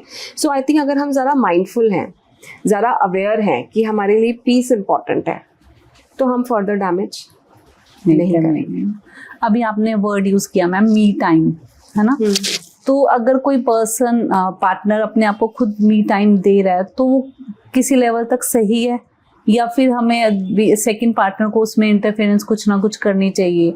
मान लो मॉर्निंग का टाइम है, वो जल्दी उठ रहा है, खुद उसका मन है कि मैं वॉक अकेले करूं, और सेकंड पार्टनर इम्पोज कर रहा है कि मैं भी साथ जाऊंगा, तो ऐसी सिचुएशंस कहीं ना कहीं रिलेशन को अनहेल्दी करती हैं। तो ऐसी सिचुएशन में दूसरे पार्टनर को क्या करना चाहिए? अगेन इसमें कम्युनिकेशन इम्पोर्टेंट है। अगर मुझे लगता है कि मुझे एक्सरसाइज करने अकेले जाना है या मुझे वॉक करने अकेले जाना है, उससे आपकी इम्पोर्टेंस कम नहीं हुई है, आप उतने ही इम्पोर्टेंट हो, पर मेरे लिए मैं भी इम्पोर्टेंट हूँ। एक है कि मैं पर्पसफुली आपके साथ नहीं जा रही हूँ या जा रहा हूँ आपको बुरा फील कराने के लिए, या मेरा मन ही नहीं है आपके साथ जाने का। तो मैं खुद के साथ भी तो कुछ चीज़ें कर सकता हूँ या कर सकती हूँ। अगर रिलेशनशिप में इनसिक्योरिटी नहीं है, ट्रस्ट है, तो दिक्कत नहीं होनी चाहिए। तो आप समझेंगे कि ठीक है, एक इंडिविजुअल है।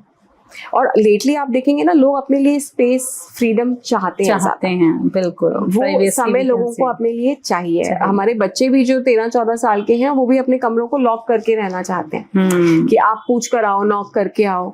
सो अब जब उतना छोटा बच्चा भी ये चीज चाह रहा है, तो बड़ों के लिए सेम रूम में जब वो इतना ज्यादा होते हैं साथ में, तो उनको लगता है कि एक स्पेस हो जहाँ पे मैं अपनी तरह से चीजें कर सकूं, और उसमें कोई हार्म नहीं होना चाहिए अगर ये एक हेल्दी रिलेशनशिप है तो। और अगर कम्युनिकेशन लैक कर रहा है और आपकी पार्टनर या आपके पार्टनर चाहते हैं कि आप ये चीज बोलें, तो बोलना जरूरी है। काफी कपल्स के बीच में ना बातचीत ही नहीं होती है, जहाँ से मिसअंडरस्टैंडिंग्स बहुत बढ़ जाती हैं। सबको लगता है खुद समझ लेंगे, खुद कोई नहीं समझता, बताना पड़ता है। हाँ, मैंने सोचा, तुमने ये सोचा होगा, exactly. ये वर्ड assumptions बनाते रहते हैं ना। तो अगर हम बात, सोशल मीडिया रिलेशंस पे कितना साइड इफेक्ट करता है, चाहे वो कोई भी। देखिए, इसमें एक वर्ड यूज करते हैं अब हम, ऑब्जेक्ट चीटिंग, कि मैं उस ऑब्जेक्ट के साथ इतना ज्यादा हूँ कि मैं अपने पार्टनर के साथ नहीं हूँ।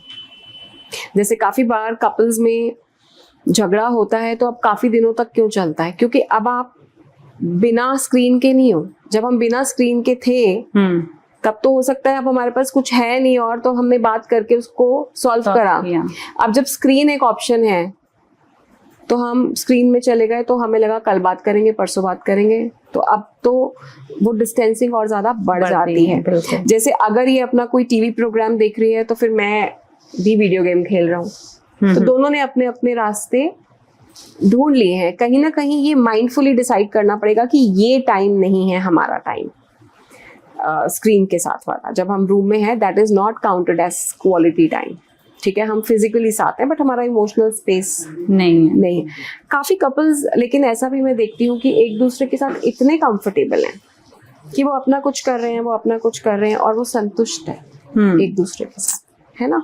सो ये रिलेशनशिप की स्ट्रेंथ पे भी डिपेंड करता है। बट डेफिनेटली सोशल मीडिया की वजह से लोग न्यू फ्रेंड्स जो बना रहे हैं ऑनलाइन, या किसी स्ट्रेंजर से चैट कर रहे हैं, या किसी एक तरह के कंटेंट पर फोकस्ड हैं, जबकि वो समय उनको खुद अपने आप को रेस्ट देना चाहिए।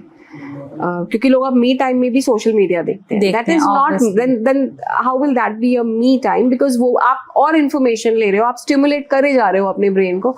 इसको कुछ ऐसा टाइम भी चाहिए जब इसमें कुछ ना जाए। तो मी टाइम तो कंसीडर्ड ही नहीं होगा ना अगर आप सोशल मीडिया पे लगे हुए हो ना। हाँ, क्योंकि आप तो और इन्फॉर्मेशन अंदर ले जा रहे हो। आपने अगर 30-40 रील्स देख ली, तो सोचिए उन 30-40 रील्स का कंटेंट आपके अंदर गया है। आपने ध्यान तो दिया ही है, चाहे आप चाहते थे, चाहे आप नहीं चाहते थे। बट ऐसा हो नहीं सकता ना कि मैंने कुछ देखा और उसने मुझे इम्पैक्ट ना किया। इम्पैक्ट करेगा ही करेगा। सो आई थिंक वो तो सेल्फ के लिए चूज करना पड़ेगा। वो कपल्स में कम्युनिकेशन होगा तो उसका सॉल्यूशन भी निकल सकता है। और आजकल आफ्टर 40s हम देख रहे हैं कि रेशियो डाइवोर्स की बढ़ती जा रही है। हमारे 20 इयर्स का इतना अच्छा बॉन्ड है, आफ्टर 20 इयर्स बच्चे भी बड़े हो गए और डाइवोर्स केसेस हो रहे हैं। ये क्या रीजंस होंगे मैम?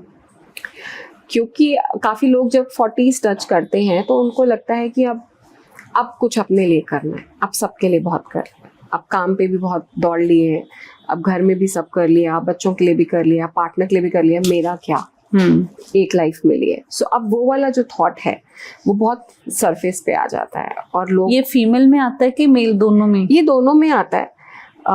लेटली ये फीमेल्स में भी आ रहा है। जैसे काफ़ी सारे फीमेल क्लाइंट्स हैं मेरे, जिन्होंने 10-12 साल की शादी में बहुत अच्छे से सब कुछ किया, और उनको रिवॉर्डिंग नहीं लगा, उनको अप्रिशिएटेड नहीं लगा। उनको ये लगा कि मेरा तो कुछ नहीं था, करियर भी नहीं था, मैंने सब सेक्रीफाइस करा। सो मुझे अपने लिए अब कुछ करना है। एंड डेफिनेटली समाज बदल रहा है, एक ट्रांसफॉर्मेशन आ रहा है। आप सीख भी रहे हो मल्टीपल प्लेटफॉर्म से। और आप सोचिए, मेरे पास 18, 19, 20 साल के बच्चे जो हैं, जैसे मेरे पास जो फीमेल क्लाइंट है या मेल क्लाइंट है इस उम्र का, वो अपने पेरेंट्स, अपनी मदर्स के करियर स्टार्ट कराते हैं 42 में, 43 रील्स आप देखें कहीं देखने को मिलती हैं। तो बच्चे भी अब अपने पेरेंट्स को इंडिपेंडेंट होना, मदर्स को इंडिपेंडेंट होना, मदर्स के राइट्स बताना। सो जेनजी जो है वो बहुत अवेयरनेस उस तरह से भी कर रहे हैं कि वो अपने घरों में भी एक ट्रांसफॉर्मेशन लेकर आ रहे हैं। डिवोर्स इसलिए हो रहे हैं बिकॉज मेरी ये सोच है, आपकी ये सोच है, अब हम स्टक हैं। हम में से कोई भी फ्लेक्सिबल होने के लिए रेडी नहीं है। That's the reason. और फ्लेक्सिबिलिटी के बिना कैसे शादी चलेगी? अगर मेरी रिक्वायरमेंट है कि मुझे ग्रो करना है, या मुझे जिम ज्वाइन करना है, या मुझे बाहर जाके ग्रुप बनाना है, और आपको लगता है ये सही नहीं है, तो मुझे तो यही लगेगा कि मैं बंद हो चुकी हूँ, मेरी लाइफ सिर्फ इन्हीं 4-5 फेसेस तक सीमित है। सो अब वो एक सोच में परिवर्तन आ रहा है, तो वो डेफिनेटली वो एक तरफ ग्रोथ भी लेकर आ रहा है, और कहीं ना कहीं साइड इफेक्ट्स भी हैं, क्योंकि अगर दूसरी साइड रेडी नहीं है या दूसरी साइड अभी उतनी इवॉल्व नहीं हुई तो दिक्कतें आएंगी ना। लास्ट क्वेश्चन मैं आपसे वाइंड अप करना चाहूंगी मैम, कि क्या होता है कि पेरेंट हो गए ना, तो साथ में अगर न्यूली मैरिड है ना, तो अक्सर हस्बैंड को कोप अप करने में बड़ी दिक्कत आती है, क्योंकि उसको मदर का, फादर का भी देखना है और वाइफ का भी देखना है। तो ऐसी सिचुएशन में हस्बैंड को कैसे टैकल करनी चाहिए दोनों सिचुएशंस ना, कि पेरेंट्स भी नाराज ना हो और वाइफ भी नाराज ना हो, क्योंकि ये फैमिली इश्यूज बड़े कॉमन है, आपके पास भी क्लाइंट्स आते होंगे ना। देखिए, ऐसे में एक तो हम प्री मैरिज काउंसलिंग तो सजेस्ट करते ही हैं, क्योंकि प्री मैरिज काउंसलिंग में कपल्स आते हैं और अपने अपने कंसर्न्स एक दूसरे को लेकर, शादी के बाद की कंसर्न्स डिस्कस करते हैं, जिसमें वो जॉइंट फैमिली में रहना है या न्यूक्लियर फैमिली में रहना है, kids, finance, career, in laws, ये सब कुछ डिस्कस करा जाता है। आप ओवरऑल दोनों लोगों की पर्सनालिटी को समझते हो उस प्रोसेस में, और आपके पार्टनर का क्या वैल्यू सिस्टम है, उनका अपनी लाइफ क्या विजन को लेकर क्या विजन है, आप ये डिस्कस करते हो। मोस्टली कपल्स लव मैरिज हो या अरेंज मैरिज हो, ये वाले डिस्कशंस शादी से पहले करते ही नहीं है, तो आप प्रिपेयर्ड ही नहीं हो। और डेफिनेटली जब आप एक ऐसी सिचुएशन में पहुंच गए हैं जहाँ पे आप स्टक हैं, सो आइडियली आपको दोनों फीमेल्स को, अगर उन दोनों के बीच में इश्यूज हैं, तो वो अपने इश्यूज खुद डिस्कस करें। मैं यूजुअली ये देखती हूँ कि जब मेल पर्सन बीच में आते हैं दोनों के, तो वो बुरे ही बनते हैं, क्योंकि वो जिसकी भी साइड लेंगे दूसरी साइड उनको जज ही करेगी negatively. So it is better कि वो दोनों आपस में अपने इश्यूज को सॉल्व करें, फीमेल आपस में। बिल्कुल, और जिसमें लिसनिंग भी जरूरी है ना। अब आज के टाइम में आप एक फीमेल को मतलब ये अगर आप ये कहते हैं कि भाई तुम्हारा कोई ओपिनियन नहीं है, घर ऐसे नहीं चलेगा जैसे तुम कह रही हो, सब वैसे ही चलेगा जैसे पहले हो रहा था, डेफिनेटली एक शादी में एडजस्ट करने में 1-1.5 साल लग जाता है, क्योंकि सब कुछ नया है सभी के लिए। पर ये फ्लेक्सिबिलिटी दोनों ही साइड होनी चाहिए कि जो आया है या जो ऑलरेडी है उनमें एक बदलाव आने में टाइम लगेगा। तो आपको जज नहीं करना, आप नेगेटिव होके जब बोल देंगे या आप दूसरे के पर्सपेक्टिव को सुनेंगे ही नहीं कि सब्जी तो ऐसे ही बनेगी या मेरे घर ऐसे होता तो मैं तो ऐसे ही करूंगी। सो वो फ्लेक्सिबिलिटी तो दोनों साइड में चाहिए ना, एंड आई थिंक वो अगर कम्युनिकेशन ठीक रहेगा तो हो जाएगा ना, तो चीजें बेहतर हो। मैंने आपकी वीडियो देखी मैम, उसमें था एक साउथ इंडियन कपल ने एक प्लान किया, मतलब कि शादी हुई और उन्होंने प्लान किया कि पहले हम करियर पे फोकस करेंगे और बेबी प्लान किया। आपकी ही वीडियो में था वो, साउथ इंडियन, आई थिंक मैंने आपकी वीडियो में देखा। तो आजकल जो न्यूली कपल है, मैरिड कपल है, वो करियर फोकस्ड है ना, करियर ओरिएंटेड है, तो कहीं ना कहीं कॉन्फ्लिक्ट्स है कि प्रेशर है पेरेंट का कि हमें बेबी चाहिए। तो इस सिचुएशन में आप काउंसलिंग करनी चाहिए हमें अपने पेरेंट्स की, और आपस में कपल की काउंसलिंग होनी चाहिए। देखिए, प्री मैरिज काउंसलिंग में तो पेरेंट्स भी आते हैं बहुत बार, और कपल काउंसलिंग में भी दोनों साइड के पेरेंट्स आ जाते हैं अगर कॉन्फ्लिक्ट्स बहुत ज़्यादा होते हैं तो। पर जैसे ये चाइल्ड वाला जो एरिया है, मुझे ऐसा लगता है ये दोनों हस्बैंड वाइफ को आपस में डिस्कस करना चाहिए व्हेन दे फील रेडी। इसमें डेफिनेटली बायोलॉजिकल क्लॉक का भी एक सिग्निफिकेंट रोल है, तो ये लॉजिकली डिसाइड करना भी इम्पॉर्टेंट है कि जो हम अभी मना कर रहे हैं कि हमें अभी बेबी चाहिए या नहीं चाहिए, ये हम जिद में कर रहे हैं या करियर ओरिएंटेड या हमारी कुछ और प्रायोरिटीज हैं। क्योंकि बहुत बार एक पावर स्ट्रगल की वजह से भी हमें प्रेशर लगता है और फिर हम मना कर देते हैं। सो मुझे ऐसा लगता है कि खुद की विजन क्लियर होना जरूर इम्पॉर्टेंट है कि आप क्या चाहते हो। और ऑब्वियसली क्योंकि आप दोनों पहले आते हो, आपका रिश्ता है, आपने बेबी करना है, आपकी बॉडी है, सो ऑब्वियसली डिसीजन प्रायोरिटी तो आप कपल का होना चाहिए ना, इम्पोज नहीं होना चाहिए। हाँ, तो वो इम्पोज होता है ना, तो फिर लोग गुस्से में भी कभी कभी डिसाइड करते हैं कि ठीक है हम नहीं कर रहे, पर आप क्या चाहते हो वो इम्पोर्टेंट है। और ऐसे में डेफिनेटली अपने डॉक्टर से मिलना, पूछना, कॉन्सिक्वेंसेस पूछना, ये अवेयरनेस तो इम्पोर्टेंट जरूरी है। एग्जैक्टली ना। लास्ट वाइंड अप, ईगो है ना, जो कि एक दिमाग का काम कर रही है रिलेशन में ना, धीरे धीरे वो डिस्ट्रॉय कर रही है। तो हमें कैसे पता चलेगा कि मैं ईगोइस्टिक हूँ या सेल्फ रिस्पेक्ट पे बात है मेरी? देखिए, ईगो में ना हम जीतना चाहते हैं कि मैं सही हूँ। अच्छा जी। बहुत और सेल्फ रिस्पेक्ट, अहंकार आ जाता है। और सेल्फ रिस्पेक्ट में मैं अपने लिए कुछ सही करना चाहती हूँ, अपने बारे में सोच रही हूँ, मैं किसी और का बुरा नहीं चाह रही हूँ। सेल्फ रिस्पेक्ट में मैं अपने बारे में सोचना चाह रही हूँ, अपने आप को वैल्यू देना चाह रही हूँ।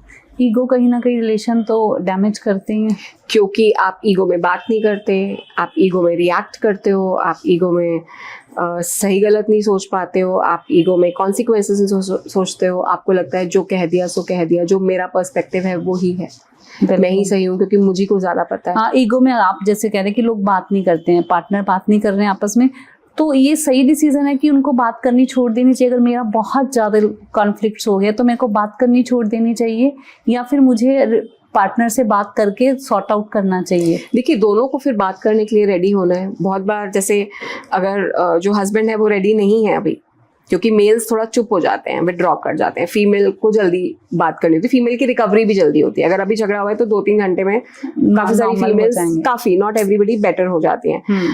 मोस्ट ऑफ द मेन को टाइम थोड़ा ज्यादा लगता है हील होने में। तो आपको ये भी समझना है कि अगर आपके पार्टनर टाइम ज्यादा लेते हैं तो कितना टाइम आप उनको दे सकते हैं। ये नॉर्मल टाइम्स में डिस्कशन होना चाहिए कि जब कॉन्फ्लिक्ट अगर हमारा होता है तो आप 3-3 हफ्ते बात नहीं करते हो, ये मुझे और इम्पैक्ट करता है, सो क्या हम इस पे काम कर सकते हैं, ये जरूरी है। प्लस रोजमर्रा की बातें तो करनी है, जो आपके रोजमर्रा के काम वो भी नहीं करते ना, बस खाना रख दिया या फिर हाँ, ऐसे। तो वो क्योंकि सबको ये लगता है कि मैंने लास्ट टाइम ठीक किया था, अब इनकी बारी है। जब हम काउंटिंग करने लग जाएंगे तो रिश्ता कैसे ठीक होगा? डेफिनेटली कुछ लोग थोड़ा ज्यादा इनिशिएटिव लेते हैं, कुछ लोग कम इनिशिएटिव लेते हैं, वो पर्सनालिटी डिफरेंस भी हो सकता है।